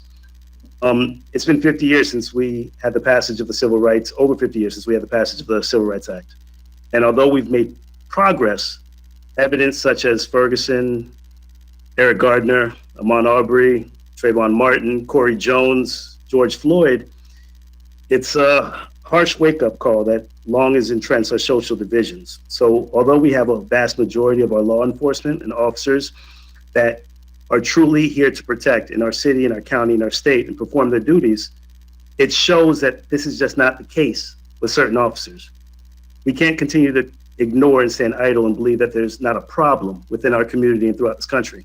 And I understand that the injustices that Black men face all over this country, and I understand them firsthand. So the community is currently hurting right now, and it's far too long that men like George Floyd have lost their lives, and many Black men have lost their lives. So what I'm asking is my colleagues to take on these challenges and these enormous challenges of addressing racism, economic inequality, violent social injustice and disparity within our government and within our government contracting. We have to take an in-depth and honest look at what's going on and the influence of racism in our community. And we must hold each other accountable. Like Councilman McCoy, he was not wrong for just wanting the information to make these decisions because he's in complete support of it. So we have to hold each other accountable and continue to work forward with this. So when I say enough is enough, it has to be enough that we as the electeds have to take a stand. And we're currently, like I spoke at the county commission meeting, that we're at a crossroads right now. So what I'm going to ask right now, based upon what I'm seeing with the discussions and the support with moving forward, is that if we can discuss and bring back up the REI training that we spoke about a few months ago. I believe Councilwoman Botel has taken that training before, and another one of my colleagues has taken the training. But what I'm going to ask is my colleagues get support behind me when it comes to the REI training, racial equity training, and that anyone in a supervisor position level, anybody that's responsible for people on our city level is trained through that REI training. And I want to offer up, I'm sorry, but I want to offer up an additional motion. And I'd love for my colleagues to support and second this, to allow for the city manager to request REI training for all individuals of supervisor positions. I would love to be able to second that myself, but given that I'm the chair, I can't. So I will beg somebody else to second that motion. Second, I have some comments. Just 1 second, and I'll call on you. I did take the racial equity training. As a matter of fact, I've taken it 3 times, and every time I learned more and more about the effects of white privilege, the effects of institutional racism. It's a fantastic training. I learned about redlining. I learned about, one of the things that struck me so powerfully was how the men who came back to this country after serving. Madam Chair, I understood and heard everything that Mr. Lawson said. I'm just trying to make sure that we're on. I know we're kind of going into another direction. So are we finished with 11 and moving into 12, or are we doing public comment? What are we doing right now? Mr. Lawson made another motion, and I was just expressing my support for it. I know, but was that along with the disparity study that we were talking? I think that it was under that umbrella. Okay. And with under the disparity and under the umbrella of the disparity study and the race gender neutral programming and the discussion, this is part of the discussion that I was going to make. It was a comment that I wanted to say for comments, but based upon our discussion, I wanted to move forward. So with that point, that is actually something that was on my mind. I'm pressing that I wanted to discuss. Okay. Well, I don't, did someone second it? Yes, someone did. I think Mr. McCoy did. All right. Mr. McCoy, did you want to say something? Question for the gentleman from the 5th District. So, Mr. Lawson, who would be presenting this? Well, the REI training is not actually being presented. It's actually a course that's being done by REI. They would come in and actually do the program and do the course for our department heads, our staff, anybody within leadership position. And that's why I would ask anybody that supervises anyone within our city needs to take this training. I agree. So I would instruct Go ahead, Councilman McCoy. So is this something that, Ms. You can't do it, Councilman McCoy. I mean, like, who's doing it? Ms. Miller Anderson can't do it. There's an organization that Mr. Evans can reach out to solicit, and I'd actually love for all of our department heads to complete this training within the next 3 months. It is an in-depth training that is a 2-day training. I have actually taken it twice, and I appreciate Madam Chair Botel for learning and experiencing and going through it with it. And I would definitely love for more of your mates to see that this is something that's necessary. Me taking this training and experiencing as a Black man in the community was completely different because, of course, I've experienced racism. I've experienced the different things that individuals that are dying for on a daily basis. But what I want to also do is I still had to learn so much just by sitting there through that course.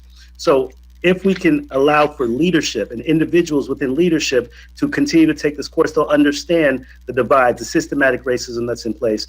And Mr. Evans, if you can do the research that's necessary to allow for us to train all of our leaders, our department heads, and everybody in a supervisory role.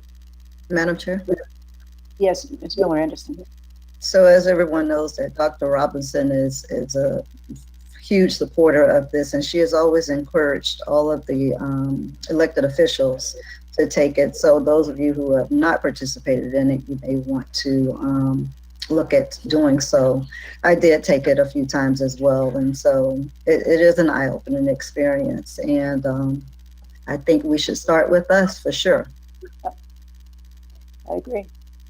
My only suggestion, and I know Ms. Kashama Miller Anderson is the educator. I thought maybe she was experienced enough to, go ahead and take it. But my only suggestion is, can we bring it to Riviera Beach? Oh, we should have. Yeah. They can come to us. Absolutely. Yeah. They'll come to us and provide the training. It's a classroom training that they'll send their teachers in, and Mr. Evans can schedule with them to allow for us to take the training right here in the city. Okay, that's it. I love the idea. Yeah, when I took it, the first time I took it, it was over there at Riviera Beach Prep. So they will come wherever they can come to the city hall if they want. Yeah. And if I could amend the motion to add that we put a time frame on that to allow for that training to be completed within a certain period.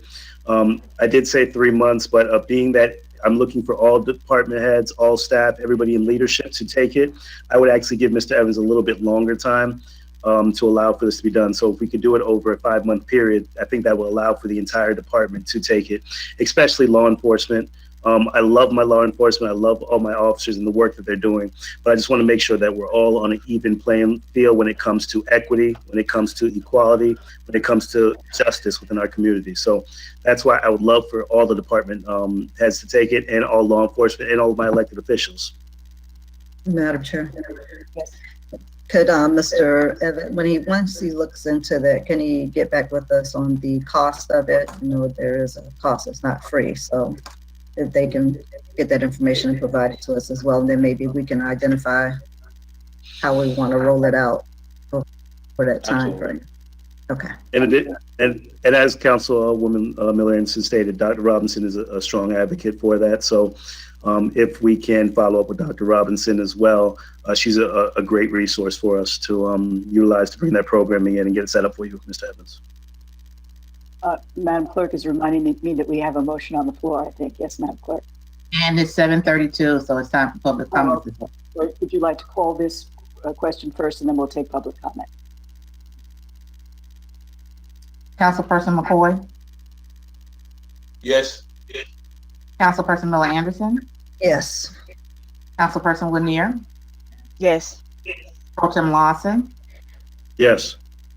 Chair Botel? Yes. Unanimous vote. Madam Chair, can we move to reduce public comments, because we're looking at about an hour, and I don't know how many we have. Madam Clerk, how many public comments do we have? We have 1 public comment for item number 12 and 3 general public comments. 12 minutes, that's fine. I think we'll be okay. Yeah, I think we'll be okay. So public comments public comments should be restricted to issues, matters, or topics pertinent to the City of Riviera Beach. Please be reminded that the City Council has adopted rules of decorum governing public conduct during official meetings. Public comments shall begin at 7:30 p.m. unless there is no further business of the City Council, which in that event it shall begin sooner. In addition, if an item is being considered at 7:30 p.m., then comments from the public shall begin immediately after that item has been concluded. Any member of the public wishing to comment publicly on any matter, including items on the agenda, shall submit their comments by email to City Clerk Claudine Anthony at publiccomments@rivierabeach.org. The email shall contain the applicable agenda item numbers along with the precise wording to be read into the record. Explicit language will not be read. Emails without applicable agenda item numbers will be read under the general public comment section. Be advised, public comments will be accepted for each applicable item and the general public comment section until closure is announced by the chairperson or the city clerk. And all email addresses submitted comments are and will be public record. The city clerk or designee will read public comments into the record at the appropriate time for no more than 3 minutes. Madam Clerk. Madam Chair, the acceptance of public comment during the general public comment is now closed. Ms. Hall. The first public comment comes from Tina White, tinatires@gmail.com. I am in Council Lanier's district as a homestead property owner since 2014 and small business since 2018, located directly across the street from the city's Public Works building at 1411 West 13th Street, Unit 104B. I am the only African American woman who is a Michelin, B.F. Goodrich, Uniroyal, Camso, General, and Continental tire dealer in the United States, and I sell tires to the city of West Palm Beach, including Police Fleet, PBCO School District, Solid Waste Authority, Sims Recycling, and PBCO Fleets. Yet I was denied any tire business by the acting Public Works Director, Terrence Bailey, in 2019. The city of West Palm Beach Police Fleet switched their fleet from Goodyear Pursuit tires to B.F. Goodrich Pursuits and are saving $10.26 per tire by doing business with Tina's Tires. I sell all on-road and off-road tires that the city of Riviera Beach purchases for public works, utilities, police, and fire, and can provide on-site installation. I would appreciate the elected officials creating business opportunities and forgivable loans for small businesses located in Riviera Beach that are not in the CRA district, the same as you are for small businesses in the CRA district. Respectfully, Tina M. White. The next public comment comes from Mary Beth Coffer, marybeth.coffer@gmail.com. First, given tonight's agenda item number 12 regarding the purchase of the property at 2129 North Congress, I would like to say something about facility maintenance and repair. Facility maintenance and repair is not sexy, but it is fundamental to keeping our city facilities open and operating and keeping work teams together. Just because a building was built in the 1970s is not reason itself for a building to be falling down around its occupants and making its occupants ill. It is a result of not taking care of the city facilities we have in the same manner as we would our homes and automobiles. We all know little problems become big problems when not addressed at once. We must do better, whether it's a firehouse, the police station, city hall, or the library. Second, reference discussion of the generator. Isn't an economic analysis, lease versus purchase, required for all large purchases or leases, rentals? If not, why? The final public comment comes from Fane Lozman, email address sp500trda@yahoo.com. These comments are from Fane Lozman. Over a year ago, then Chief Building Official Lady March was illegally fired because she refused to rescind a fence permit that she issued to me and a dock permit that she issued to my neighbor. Ms. March's firing was orchestrated by Jeff Gagnon and councilperson Julie Votel. I recently had to retain an attorney because the city has hired the Torsivia law firm to threaten me with a legal action over my fence that was put up with a valid legal permit, because Votel and Gagnon want my fence removed. A further investigation into Votel with information gathered from the city manager's office reflects an unsettling truth, namely that Votel met with the principals of CAP, the outside firm that was hired to fill the position of chief building official, with one of CAP's employees after Lady March was fired. Votel promised to retain the CAP firm indefinitely at a great expense to the city taxpayers if CAP would agree to prevent any development on my property or on my neighbors. This deal also included seeing to it that my fence was removed and my neighbor's dock permit revoked. The significance of Votel's and Gagnon's illegal actions that were later approved by the city manager are reprehensible because the assistant building official, Mr. Bovell Richards, a 15-year employee of the city, has a state license to be the chief building official. The taxpayers are being ripped off by needlessly paying hundreds of thousands of dollars to a company based out of Miami instead of making Mr. Richards the interim or permanent chief building official. The elected city leaders are the final policymakers of the city.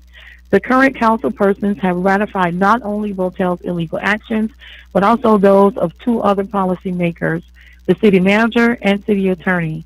By doing so, they are now all parties to the multiple instances of illegal retaliation that have been directed at me, which are all blatant violations of the personal protections afforded in the United States Constitution. There is certainly a legal action for this type of retaliatory behavior. It is unfathomable that after paying me an $875,000 settlement in connection with the retaliatory false arrest and illegal seizure and destruction of my floating home, a settlement that only covered retaliatory actions through the winter of 2015, that the city's elected leaders and its senior staff will continue their pattern of retaliation for the past 4.5 years. The public can rest assured that I will continue the fight with the support of many West Side residents to clean up Riviera Beach, a city that is still a cesspool of political corruption. Madam Chair, that is the end of public comments. Thank you. Item number 8, I believe. Yes. Yes. Item number 12. I'm sorry, we're going to go back after. Okay, sorry. No, number 12. Thank you. Authorizing the city manager to conduct negotiations for a lease agreement with the option to purchase and/or an agreement to acquire the real property located at 2129 North Congress Avenue. The acceptance of public comments is now closed. And Madam Chair, we do have a public comment.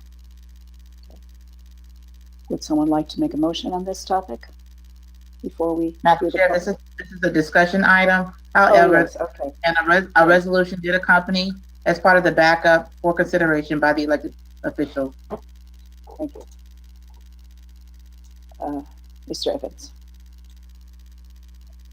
All right, Madam Chair, members of the board, thank you for the opportunity to present to you the item that we discussed back in April with regards to the potential acquisition of 2129 North Congress Avenue.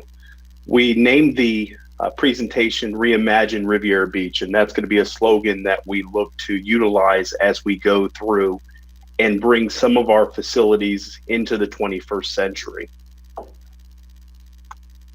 So,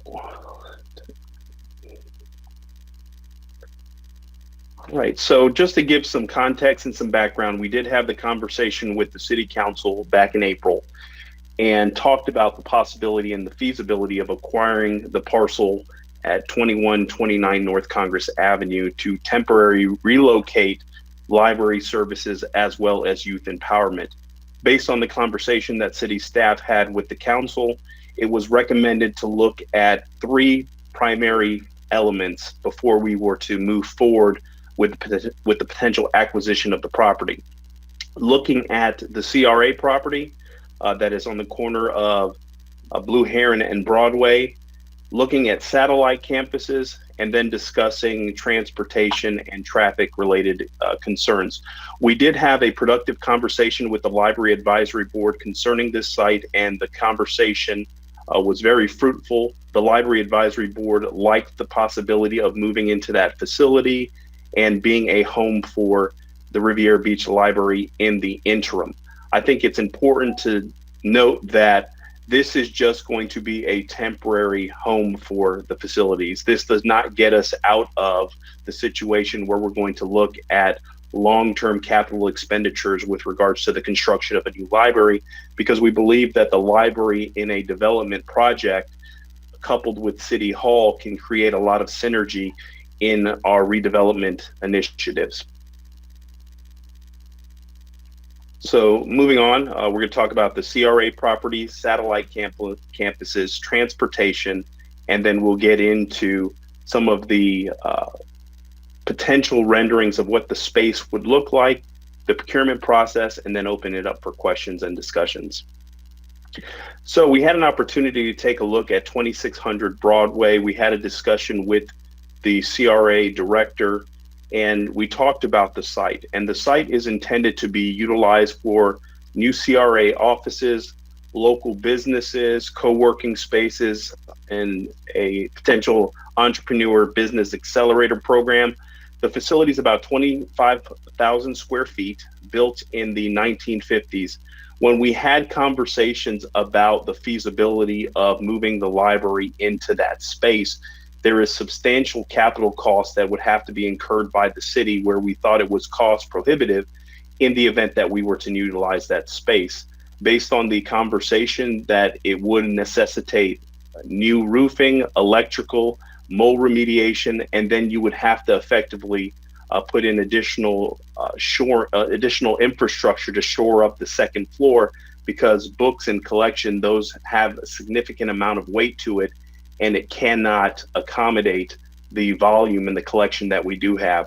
The property was purchased for $2.2 million, and based on conversations with staff, the rehab of that facility would be anywhere between $3.2 to $3.5 million.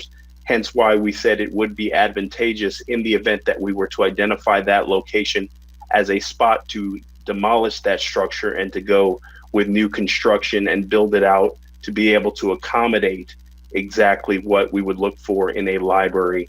Also, one of the challenges that you do have is restrictive parking, and it's on a busy intersection, so that provides some challenge with regards to ingress and egress, as well as pedestrian access, etc. So we also had the discussion about satellite campuses, and traditionally satellite campuses provide a augmented service, but it doesn't get you out of having a main campus, that it is utilized to support the principal campus. When we looked at satellite campuses, traditionally they are in small locations. We are limited with regards to the places that we would be able to identify as satellite locations within our community, as there is not an abundant amount of space in equal geographic areas within our community. Also, the development of the collection, making sure that if a patron visits one of the locations looking for a specific book and it's at another satellite campus, it provides some challenge with regards to the ability to get the book to that individual, and you may have to send them to an off-site location. Additionally, with the satellite campus, you have a limited seating capacity and ability to utilize computers, and we have seen that the use of computers and libraries have transitioned to more so community centers, to where they have become the hub for retraining, as well as applying for any state or federal assistance programs. Wi-Fi, internet connectivity, obviously having multiple locations, that's going to incur additional costs associated with that. And then looking at having the appropriate theft protection equipment, looking at $25,000 at least to be able to acquire that for multiple locations. And then looking at the staff limitations.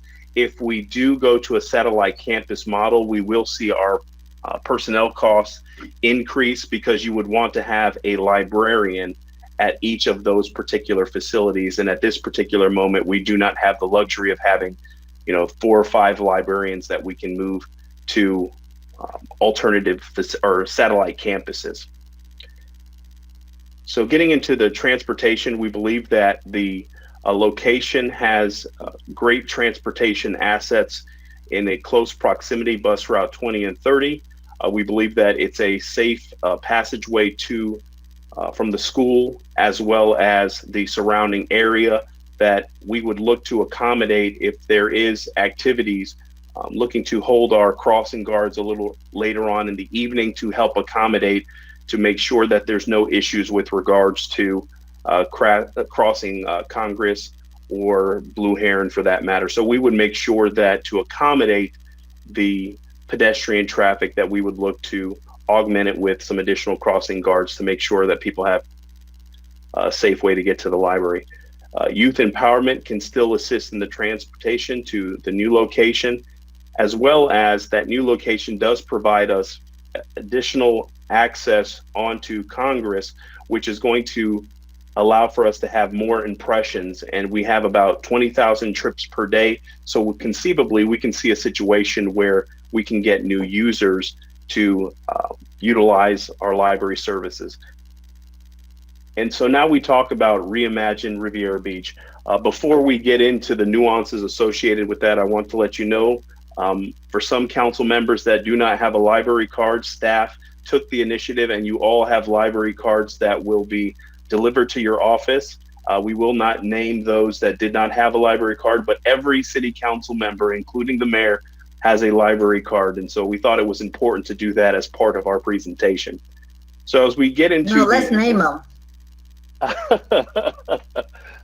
I have my evaluation coming up, so I'm not going to name it for. I don't think that's a smart. I don't think that's a smart employment decision. But if we look at the front, the entrance, and the exterior, we see an area that we can really spruce up and beautify and have the community excited about the entryway and let folks know that you have in fact arrived. Going into the library area, obviously we would look to do some changes and modifications to make it more welcoming, to make it bright, utilizing a lot of the furniture and fixtures and equipment that's there. There would just be some slight modifications to make the space a little bit more conducive to library services. This area here, as we talk about the interior, your youth or adult zone, we look to create areas where it's not your traditional library where you have tables and individuals sit at tables similar to that of a college setting, more of a free-flowing space, a space that people can feel comfortable in, and it gives you that feeling that you are in your living room. And so we're looking at maybe making sure that we have some modern features to it, areas where you can have, where the young people can have beanbag chairs and those types of things. And obviously we know that it's going to take a little bit of time for us to get to that point because we are looking at the impacts of COVID and what services look like. But nonetheless, we have seen that the demand and the need for digital services has increased exponentially. And we've also discussed the feasibility and the possibility of a lot of internet-based services and how we can do trainings, etc. This particular spot is very exciting for us. The opportunity to utilize the laboratory space, you see the current space and what the future can look like. It gives us the opportunity to do some of the STEM program, to really utilize some of the tools that are already in the existing facilities to help our young people, as well as individuals that may be in a class or a program through the library, to utilize that space to where we can have very unique and interesting initiatives that are born out of that space. So we're excited about having that. I think that adds another amenity and another tool that Ms. Grimsley can utilize to help train the next generation of our workforce here in the city of Riviera Beach. There is currently already a classroom space. We would look to possibly modify that to make it a computer lab or an interactive space. So when we can look to hold trainings, we can look to provide additional computer access, because that is the biggest demand that you're seeing in the library services, the use of computers, and utilizing that particular space for that, I think would be a great benefit and an asset to the city. So when we looked at the options concerning the property, we looked at an option to purchase the property or an opportunity to lease the property with a purchase option.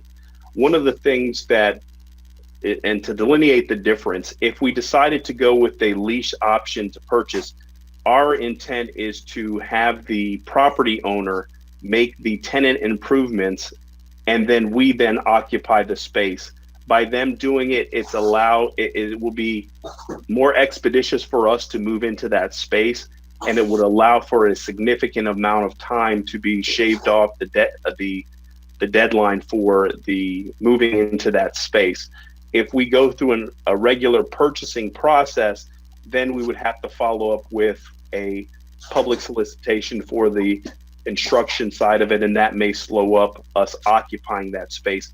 However, with the lease option, I do want to communicate that we can put in some elements as it relates to local participation to make sure that local contractors are utilized as part of this procurement process to ensure that our folks are the ones that get an opportunity to create the space that we're looking for. Right now, we're estimating the cost for build out to be anywhere between $200,000 to possibly $300,000, depending when we get in there and start speccing out specifically what's going to be in all the spaces. The projected cost for the purchase and renovation is roughly about $2.1 to $2.7 million. And we project that we would be able to have a ribbon cutting or opening of the library towards the end of 2020 or 2021. Madam Chair, can someone please mute their mic, because that noise is kind of getting on my nerves. Somebody calling in, or somebody has their mic on. Please turn your If mic on. everybody can mute their thing. Some of the key takeaways is that we believe that this particular site is cost effective. As you've seen earlier, that the CRA property would take a substantial amount of resources to make that property available. In addition to, it will probably take about 18 months before we can even consider getting into that site if we were to go with the remodel route. And if you were to go to reconstruction, you're looking at significantly longer with regards to that.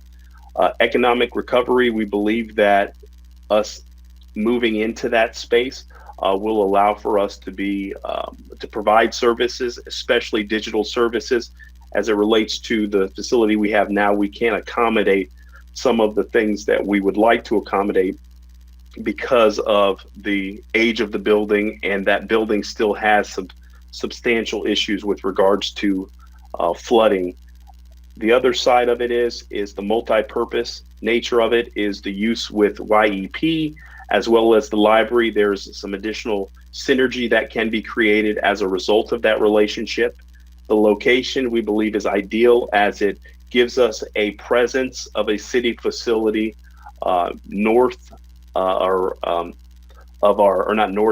west of our city, and gives us an opportunity to engage folks that traditionally have not been engaged in city services, and gives us a presence besides just our fire station that we have off of Military Trail. And the readiness of the site, we believe that with a couple of tweaks and modifications, we can get into this site fairly quickly. And so we believe that all the things that the council has asked us to effectively go back and accomplish, we have accomplished. We did look at the facility spaces throughout the city. We even broached the subject about anyone interested in granting us the space to utilize, and the answers were an emphatic no, because of the state of the economy that everyone is looking at effectively to how to generate revenue and profit as it relates to the properties and the assets they own. So we did do our homework and wanted to come back with the board. And what staff is going to be requesting this evening is to have the ability to proceed forward with the negotiation phase and bring back a option that we think is best suitable for the city to look to acquire that particular site.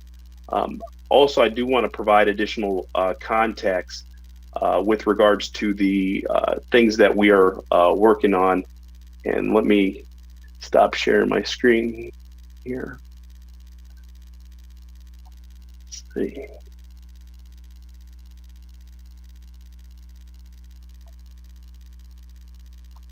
Oh, there it is. Control room.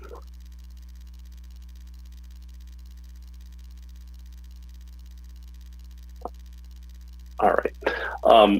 One of the things that I think isn't germane to the conversation is city staff has also looked at the lease arrangement that we do have at the Port Center, that we pay approximately close to $500,000 a year to utilize that space. And we have the reentry program there. We also have the civil drug court, human resources, procurement, and then law enforcement. We are looking about the possibility of, in the event that we find other parcels that we can acquire with a situation that we can move operations into other facilities, to effectively get away from the lease payments as much as possible. So there's some other parcels that we are discussing, and for the sake of this presentation, I do not want to communicate the locations of some of those parcels, as you know, it does provide for an additional challenge when property owners know that the city is interested in additional properties. But to let the council know, we are having discussions about what can we do to effectively move operations out of the Port Center. How do we address some of the challenges that are in the City Hall facility? Because based on the estimates that I've gotten from staff, to be able to have the city manager's office suite be able to be occupied by staff, it's going to be a substantial capital investment, and we don't want to have a situation where we continue to put good money into a facility that is woefully inadequate. So we're looking at this holistically. Staff is requesting a meeting with each of the council members individually, and then looking to schedule a workshop with you on Saturday, a Saturday in June, to be able to have a more in-depth conversation about the long-term plans for our city facilities. But we are talking about it. We are looking at it holistically, and we do want to get some shovels in the ground and move forward with the progress of this particular project. So I stand prepared to answer any questions the council may have.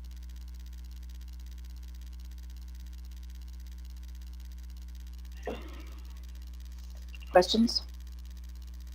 I have a question. Ms. Lanier. This is so you're saying that you want to put the library and YEP into this building. This is what you brought to us before. That is correct. Yeah, I had a problem with this before as well. I had a problem with this because I don't think that the library should be in that particular location, given the fact that the last time we had this conversation that, you know, there was a kid who was killed on Congress at MLK. There was a kid who was killed on Congress at Blue Heron. Those types of incidents that happened in that corridor, given the fact that the library and YEP are basically shuttered at this point. There is, I mean, what we should be looking at that building for is the people who are in the Port building, where there was a case of COVID-19, that we should be looking to relocate those people. That the people who are in City Hall, where water is being intruded, should be able to get to that building. But to bring in a library and a program that is basically shuttered at this point to do this work for a program, who knows when we're going to be able to be operational for kids to be able to congregate, for people to be able to come to the library and congregate that way. It's going to be a minute before that happens. And I understand that we have to plan for when that does happen.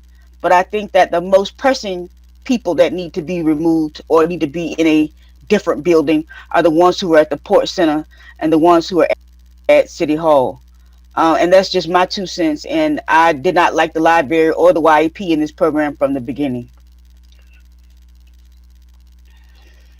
Anyone else? Ms. Miller Anderson.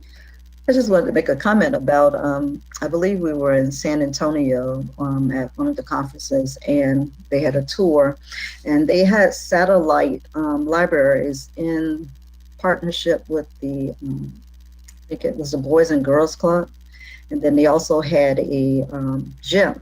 So they were finding ways how to identify satellite branches and put them in empty spaces. I mean, that's not exactly how this is, but just being open to, you know, putting them around the city and allowing people to have smaller branches within their neighborhoods. And so, I mean, I'm in full support of it. I understand what you're saying, Ms. Lanier, in terms of, you know, we have other buildings that need to be looked at, but the library, we knew before that even shuttered down that that was in a bad state. And I know a lot of people have, constantly asked about what we're going to do with the library. And, we were talking about the grant that we had not too long ago, but I do think this is something that would be down the line. Obviously, we can't move into it tomorrow, but I support it. You're going to have traffic everywhere, but I would imagine that we would have some things in place in order to make sure that the area is safe for the kids to get there. This area here, Blue Heron and by Wells, could be dangerous sometimes, but I fully support it. No problems. Thank you. Thank you. Anyone else? Mr. McCoy? Mr. Evans, if we were to move YEP, what would that building be, or what ideas do you have of repurposing that building where they currently are located at now? We would look to maybe utilize that building for additional recreation space for whether it's recreational offices or utilizing it for program space to continue to make, to really make the Lindsay Davis Center a senior center. And so there may be additional opportunities for programmatic space in that building. You spoke of, I think, over $2 million to retrofit this 2129 Congress location. And it's $2 million for about 2.1 for the acquisition, the purchase. The renovations are about 200 to 300,000. Oh, I'm sorry. So the last time did we have an appraisal? Yes, we do have an appraisal on the property. Yes. And where are we? The property did come in and appraised out at I think 2.1 to 2.4 million.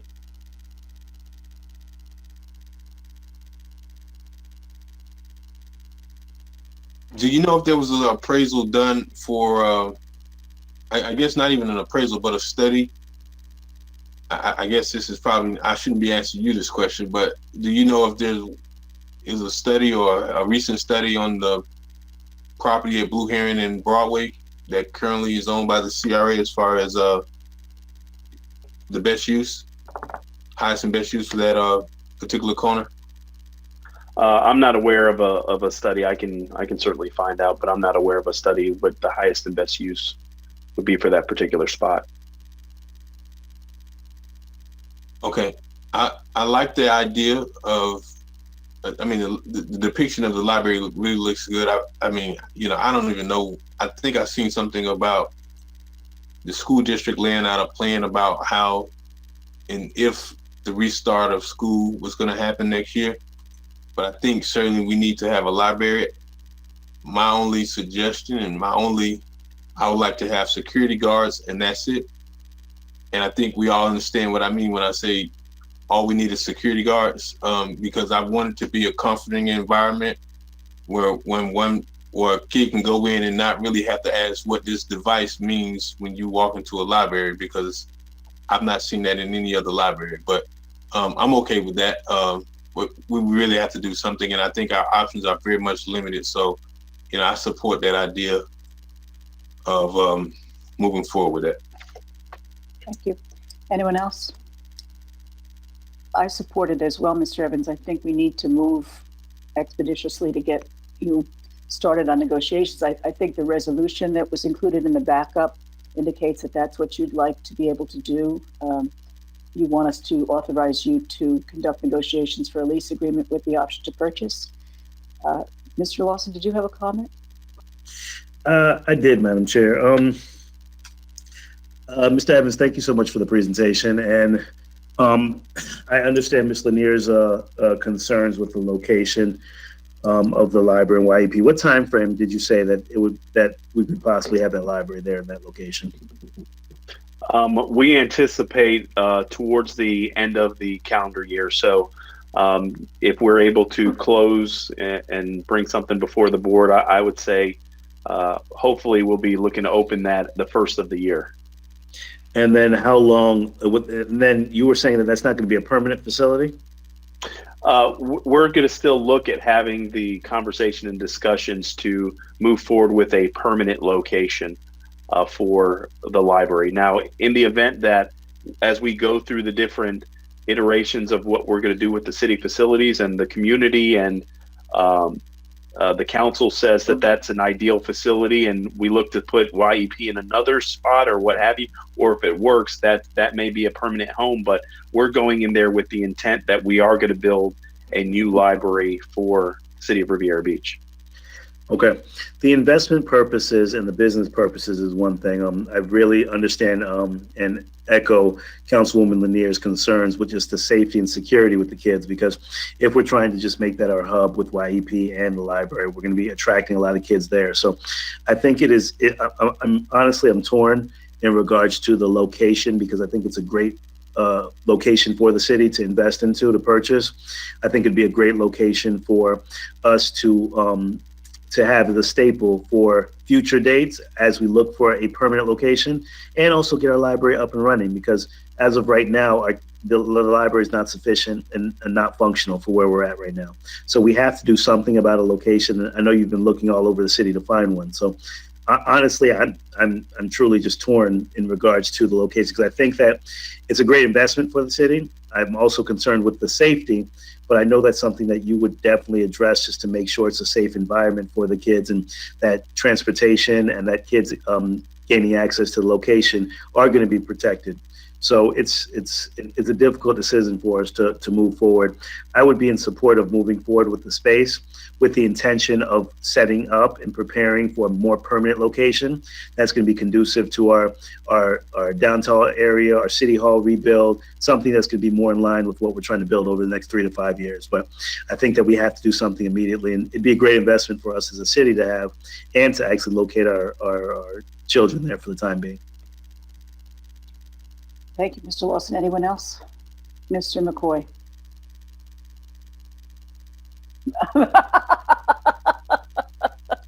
Thank you. I don't think that our viewers at home could see what Mr. McCoy just did, but he held up his library card so that we could all understand that he was a patron of the library. I have a couple of questions, Mr. Evans. What's the capacity, just out of curiosity, what's the capacity of that classroom? That classroom, pre-COVID, can probably hold about, I would say about 40, 45 people easily. Post-COVID, you're looking at a classroom space about 15. Okay. I'm asking because I'm thinking if we wanted to do our Palm Beach State College courses there in the future, as opposed to the Public Works building, that might be a good place to do it. The other question I have is, can the modifications that we made to make it a temporary library, how difficult will it be to change that from the library once we get a permanent library in the City Hall complex? How difficult will it be to change it into office space again? Is that something that you're considering when you make those modifications? Yes, not very difficult, because that's one of the things that we talked about, utilizing this as flex space.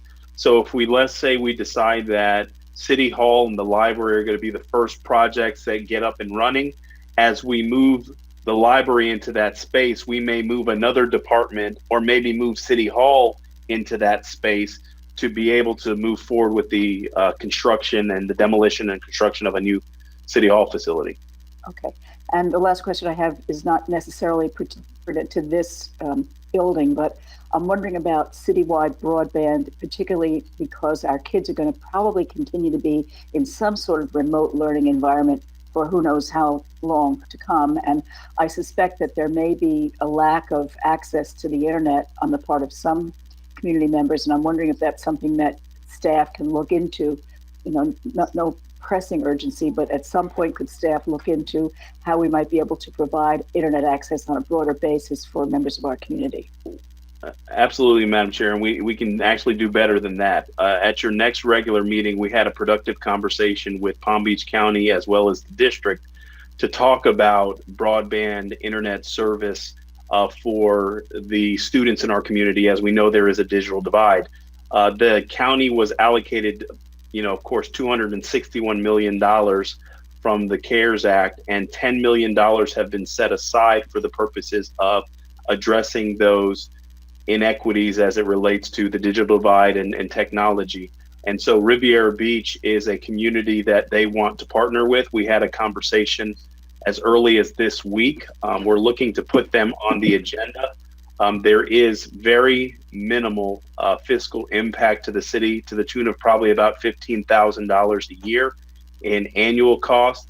They will be responsible for the installation of the infrastructure, the maintenance of the network, actually providing the young people with the technology devices to connect, and the repeaters in their home.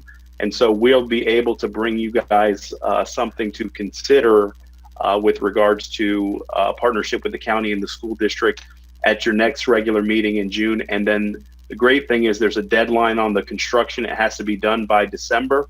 So by the first of the year, conceivably, you're having a situation where we're going to have internet connectivity for most of our students in Riviera Beach, as well as we're having the conversation as to how we can light up with internet our parks and public gathering spaces as well, especially even on the beach. We want to look to expand internet connectivity on the beach, so when people use a hashtag that they're on Riviera Beach, we can get some traction. So that's actually going to be coming to you all at your next regular meeting. That's great. $15,000, that could come right out of District 5's budget, like no problem. That's absolutely correct. I'm gonna instruct Mr. Evans to give me some of you guys money immediately, because we need to go ahead and split this down. This is just unfair, guys. I'm gonna need some of these funds, okay? So, Mr. Evans, there is a resolution in the backup. Would you like somebody to make a motion? I need to say something. So, sorry, Mr. Mears, go ahead. Yeah, I would like to say that, I support this, but not for library and YEP. I support purchasing the building. I support moving forward with it, but not for these particular city departments. I also wanted to ask, saying that, I wanted to ask what is happening, and the city has a significant amount of money that they spend in the lease at the Port Center. Going forward, how are we going to recognize that, or how are we going to move forward with getting people out of that leased building? We have a plan that we're working on, and I believe that Ms. Gamble is looking to schedule individual sessions with each council member to discuss our plan with regards to addressing all the challenges we have with regards to our facilities. So we'll look to have individual conversations with you all and then bring it back for a group discussion at a workshop in June. So we can provide you a little bit more details offline. I just don't want to communicate our strategy as we look to acquire some of these additional parcels that can really be the, I think, the catapult necessary to get us moving forward with some of the capital projects. Anyone else? Okay. The resolution as it reads indicates that we would give you permission to conduct negotiations for the proposed purpose of developing a temporary space for city services such as the library. So I guess that could mean that you could consider other uses for it. So right now you're just looking to pass this resolution that allows you to enter into negotiations, right? That is correct, and that would have to come back to you. Would anyone care to make that motion? Ms. Anthony? Madam Chair, two things. I need to read the heading into the record, as well as we do have a public comment on this item, and the time is now 8:16. Okay. So, okay. Let's hear the public comment, and then you can read the resolution into the record. Yes. We can't hear you. Okay. Just a moment, Madam Chair. Let me get the public comment.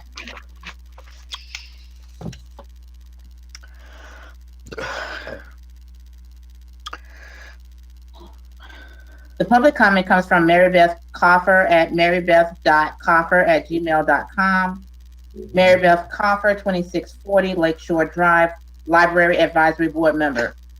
A decision on relocating the library needs to be made sooner rather than later. Failure to decide is a decision to allow the current facility to continue to deteriorate, which jeopardizes the health and safety of both employees and patrols. Not to mention additional damage to the collections and equipment. Although I have not been in the facility at 2129 North Congress, I have studied the floor plans, viewed the renderings, and spoken with your interim library chief and city staff.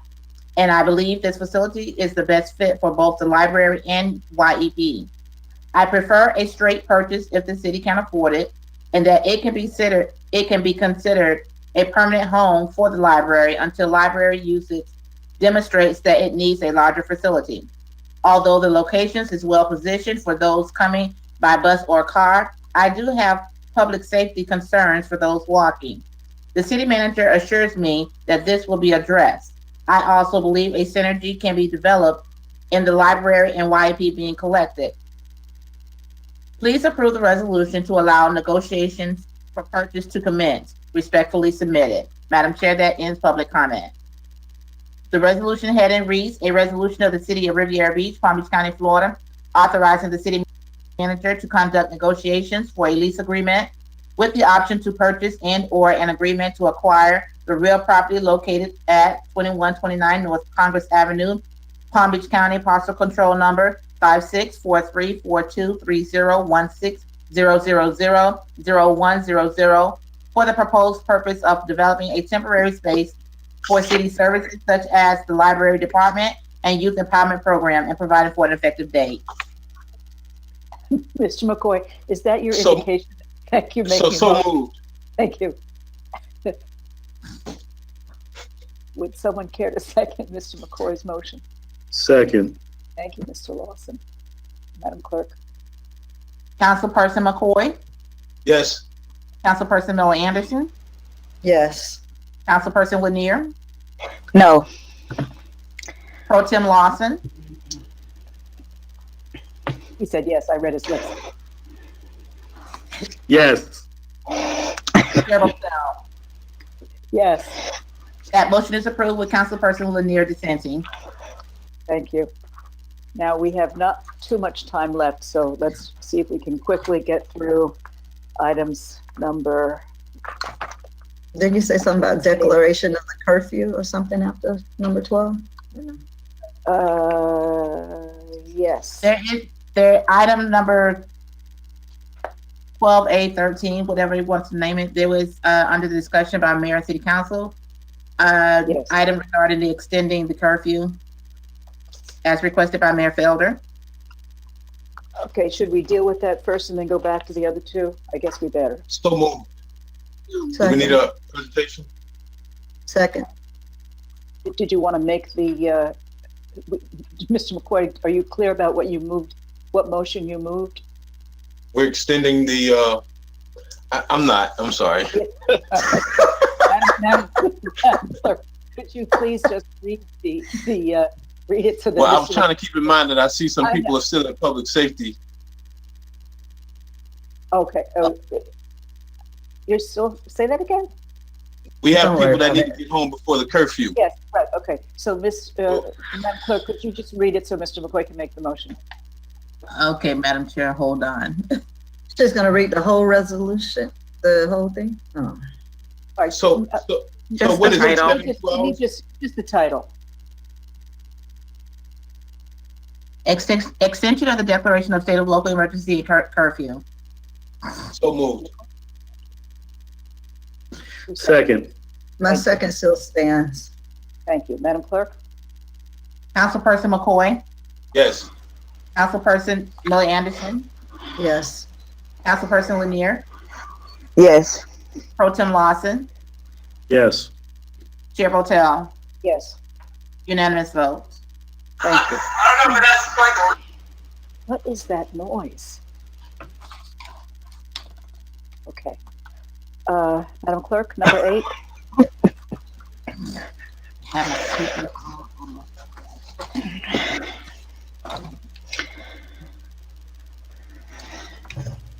Okay, Madam Chair, my papers are totally out of whack here. Okay.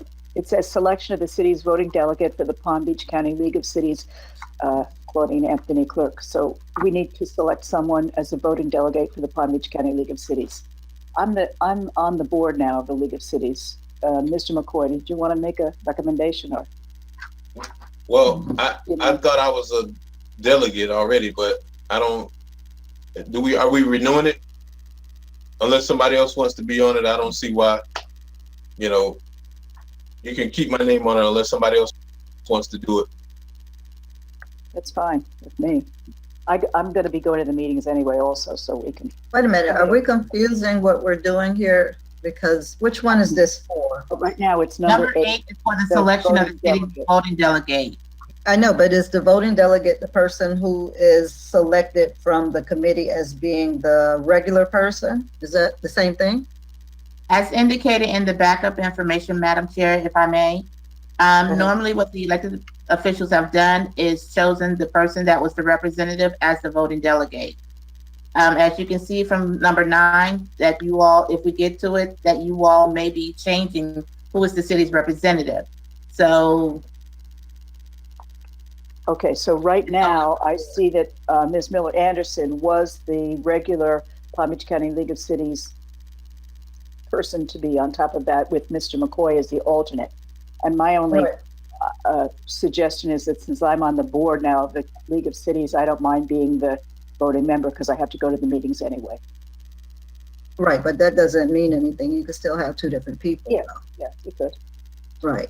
So if Mr. McCoy, he's the alternate currently, is he wanting to move up to the regular, or is there anyone else that wants that? I'm okay with being alternate. Okay. All right, well, I'll remain at regular then. Okay. Okay, so at this time, I need a selection for the voting delegate. Will that be you, Ms. Miller Anderson, according to the board? Yes. Can I get a motion, please? So moved. Make a second. Councilperson McCoy? Yes. Councilperson Miller Anderson? Yes. Councilperson Lanier? Yes. Pro Tem Lawson? Yes. Chair Protel? Yes. Unanimous vote. Madam Chair, item number 9 is the elected officials' representation on various boards throughout Palm Beach County for 2020-2021. Madam Chair, I move to table that. I mean, that's not of an urgent nature. There are a couple. We can, but so the TPA, and the only reason I'm bringing up the TPA is because I know my husband, he participates on that, and we need to make sure that we have people that are representing or at least communicating with each other if no one is going to be able to participate, because we have not been represented most of the time. So if that's a very important board, you know, the others, obviously we can kind of maneuver around with and wait until the next time, but they're constantly having meetings. So is that one that we could at least just address that one, and then the others we can come back to? I'm fine with that. Ms. Lanier, you're currently listed as the TPA representative. Is that something that's difficult for you to get to those meetings? Yeah, they have 9 a.m. meetings on Thursdays, and that meetings is very difficult for me to attend, having to work. That may be something that Mr. Lawson can do, as he is the alternate. Mr. Lawson, do you mind switching to be the regular? Ms. Lanier can be the alternate?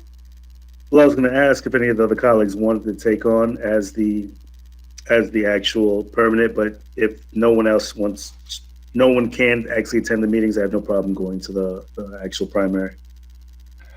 Thank you. So do we need to make a vote on that, or can you just accept our recommendation? Is Ms. Lanier going to stay as, is she going to switch with alternate? Who's going to be the alternate now? Ms. Lanier, can you, Mr. McCoy, do you want to volunteer there? I see you raising your, Mr. McCoy could be the alternate then. So Lawson and McCoy. Are there any other changes to the representation that we've had in the past on these boards? Anybody see yeah, need for? I do. I think this needs to come okay. back. We don't have to do it tonight, but we can bring it back the next meeting. Okay. Because we do, this is something that's done. Right, This is something that's done every time you change chair. At least bring it up. Okay, so Madam Clerk, will you put it on the agenda, please, for the next meeting? I will. Can I get a motion to? Second. Mr. McCoy, thank you. Councilperson McCoy? Yes. Councilperson Miller Anderson? Yes. Councilperson Lanier? Yes. Pro Tem Lawson? Yes. Chair Botel? Yes. Unanimous vote. Madam Chair, I will put the balance of the board on the next agenda. Thank you. Discussion by city manager. Yes, Madam Chair, members of the council, I just wanted to talk about a couple of things very briefly. I've had the opportunity to speak with Councilman McCoy and the committee that is spearheading the Small and Medium Business Assistance Program, and we're looking to build out a more robust forgivable loan program similar to that was rolled out at the CRA. We have identified additional funding streams, and we are looking at mirroring some of those elements that are contained in the CRA's policy, but also some lessons learned from the county's policy to ensure that we actually target the businesses that were impacted associated with COVID. So as we look to develop the program and bring it to a point where we're comfortable with what the language in the application process is, certainly we would bring it back to the board. One of the things we're also looking at is the feasibility of having an independent firm review the applicants to ensure that appropriate documentation is in fact provided once the program details are solidified, and then ultimately going ahead and putting out some grants. We haven't decided on the number yet, but we did find a funding stream that can effectively assist with that. So I just wanted to bring that to the forefront of the council's mind, and we'll be bringing that back. The committee is meeting again tomorrow, and we should be able to nail down some more specificities and then share it with the balance of the council. With regards to hurricane season, everybody in South Florida is obviously acutely aware of June 1st begins hurricane season, and we're already seeing some activities in the Gulf of Mexico. City staff is already starting to take precautionary steps and measures to prepare for hurricane season. In the mass distribution that we will be doing to the community over the next couple of days, we have a letter that is provided that actually outlines all the things that individuals need to have for hurricane season. And so that's going to be something that I think is important, that people are proactive as you're dealing with a pandemic as well as hurricane season. It just adds for additional complications if you are not getting your material quickly. The other thing I do want to see if the board would give additional consent to the mayor to be able to extend the curfew as needed. Other communities have extended their curfew indefinitely as things have ebbs and flows. Obviously, we are getting new information from multiple sources on a regular basis, and our curfew with the extension that was provided this evening is set to expire at Sunday at 9 p.m. And so we do want to have the flexibility for the mayor to continue the curfew if necessary until we believe that it is safe for us to go back to normal operations. And then that's working in collaborations with the other municipalities that are effectively doing the same thing. And so the actionable item, staff is requesting that the council consider giving the mayor additional authority to extend the curfew as needed based on intelligence that's being provided that is intended to protect the health, safety, and welfare of the public. And Madam Chair, that concludes my comments. Mr. Evans, can we go ahead and do that now? Because I mean, we won't be coming back for 2 weeks. So can I move that we give the mayor indefinite authority relative to extending the local state of emergency? Second. Thank you, Madam Clerk. Councilperson McCoy? Yes. Councilperson Millie Anderson? Yes. Councilperson Lanier? Yes. Pro Tem Lawson? Pro Tem Lawson? Yes, I'm sorry. Chair Botel? Yes, Unanimous vote. thank you. Comments from City Attorney?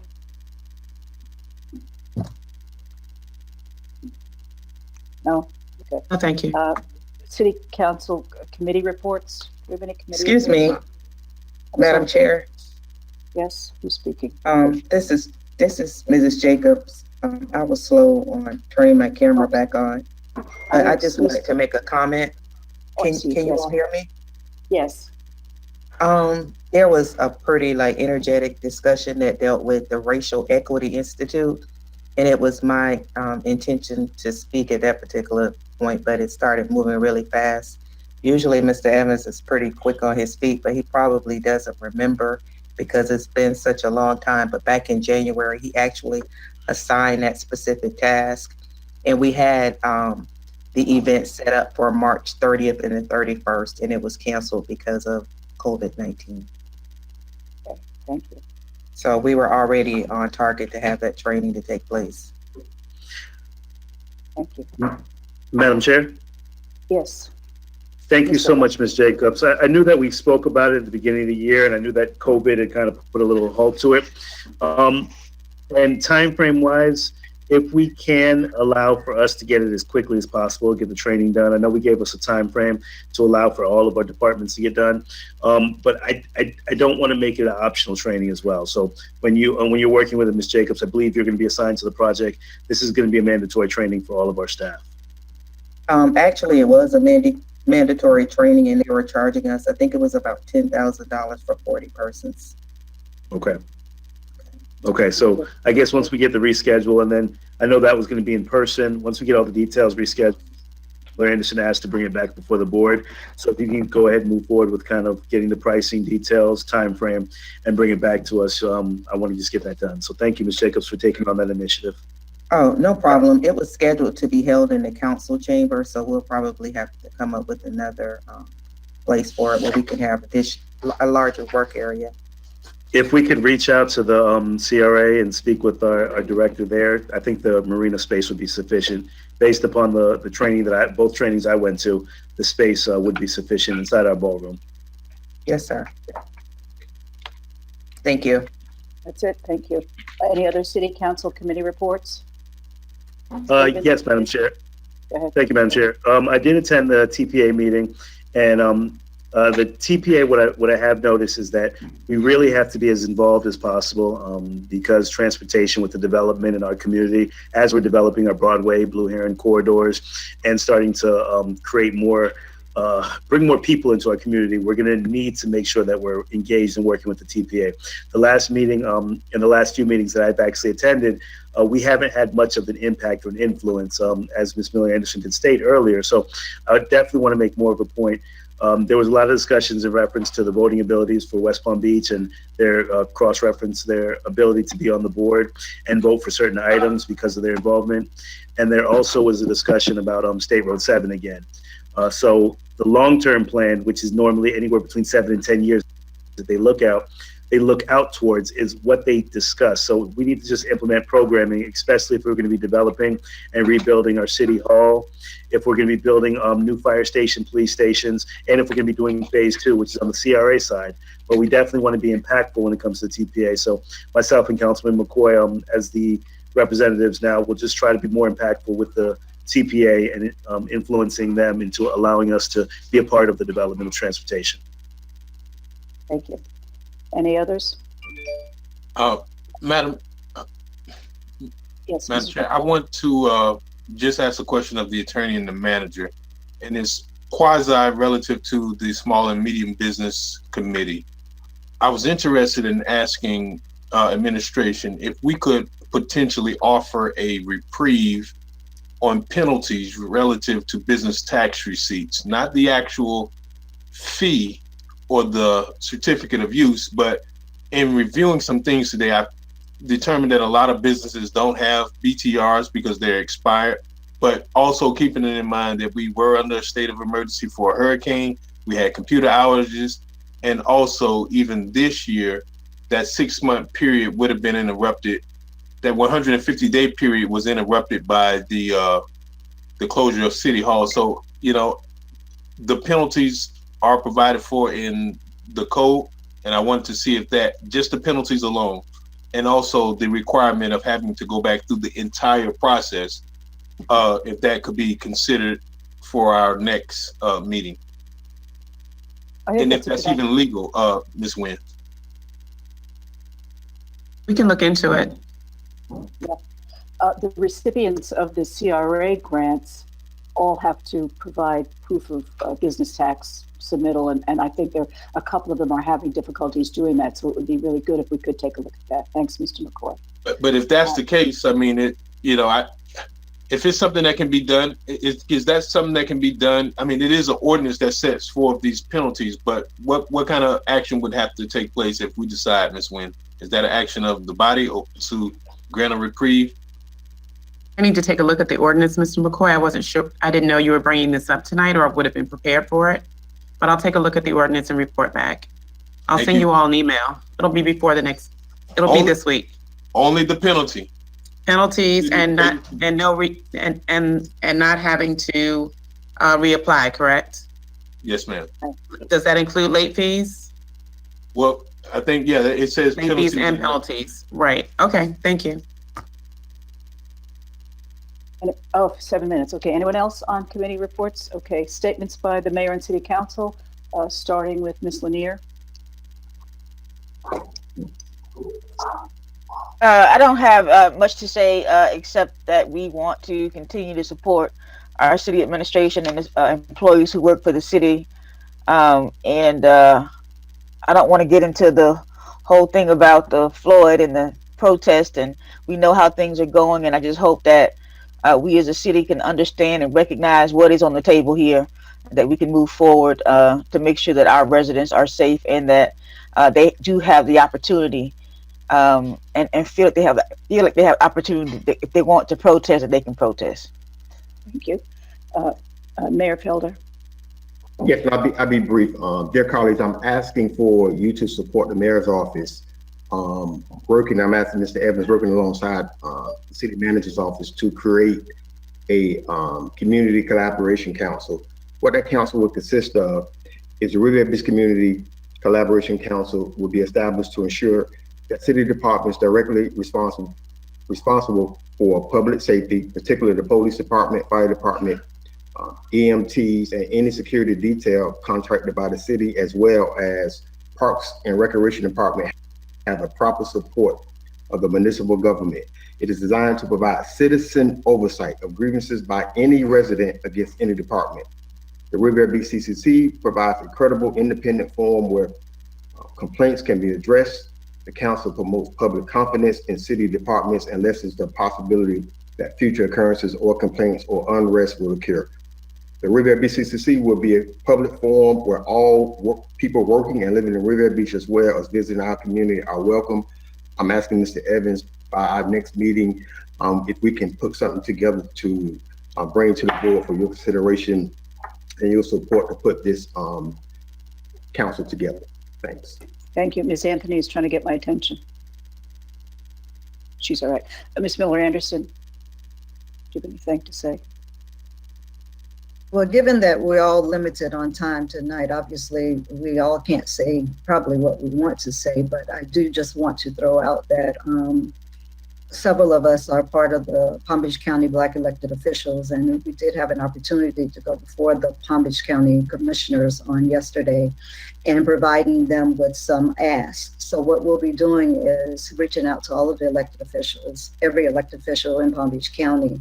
But as Black elected officials, we want to make sure that we as a city, and being that we're majority Black, that we do start here first. So without having to go into a whole lot tonight, just understand that there will be some policy changes or things looking into. I did speak with Mr. Evans in terms of looking at our policies, our policing policies and other policies to see about how we can make things better. And as I said before, it's the Black elected officials. So all of us were invited to the meeting on Sunday and to participate in the meeting on yesterday. And, you know, I just want everybody out there to be safe and continue to, you know, ask for what we need. I think right now is a great opportunity to make some positive changes. We seem to have everybody's attention with this particular situation that's going on. And I think we all are on board with trying to make things better. So I just look forward to bringing some of that, as well as I'm sure the rest of you bringing some of this to the board. Thank you. Looks like Mr. Lawson dropped off. Mr. McCoy. Brief thank you, Councilwoman Lanier from the 3rd District, from setting the path and honoring our high school graduates. Boy, did we have a really great time.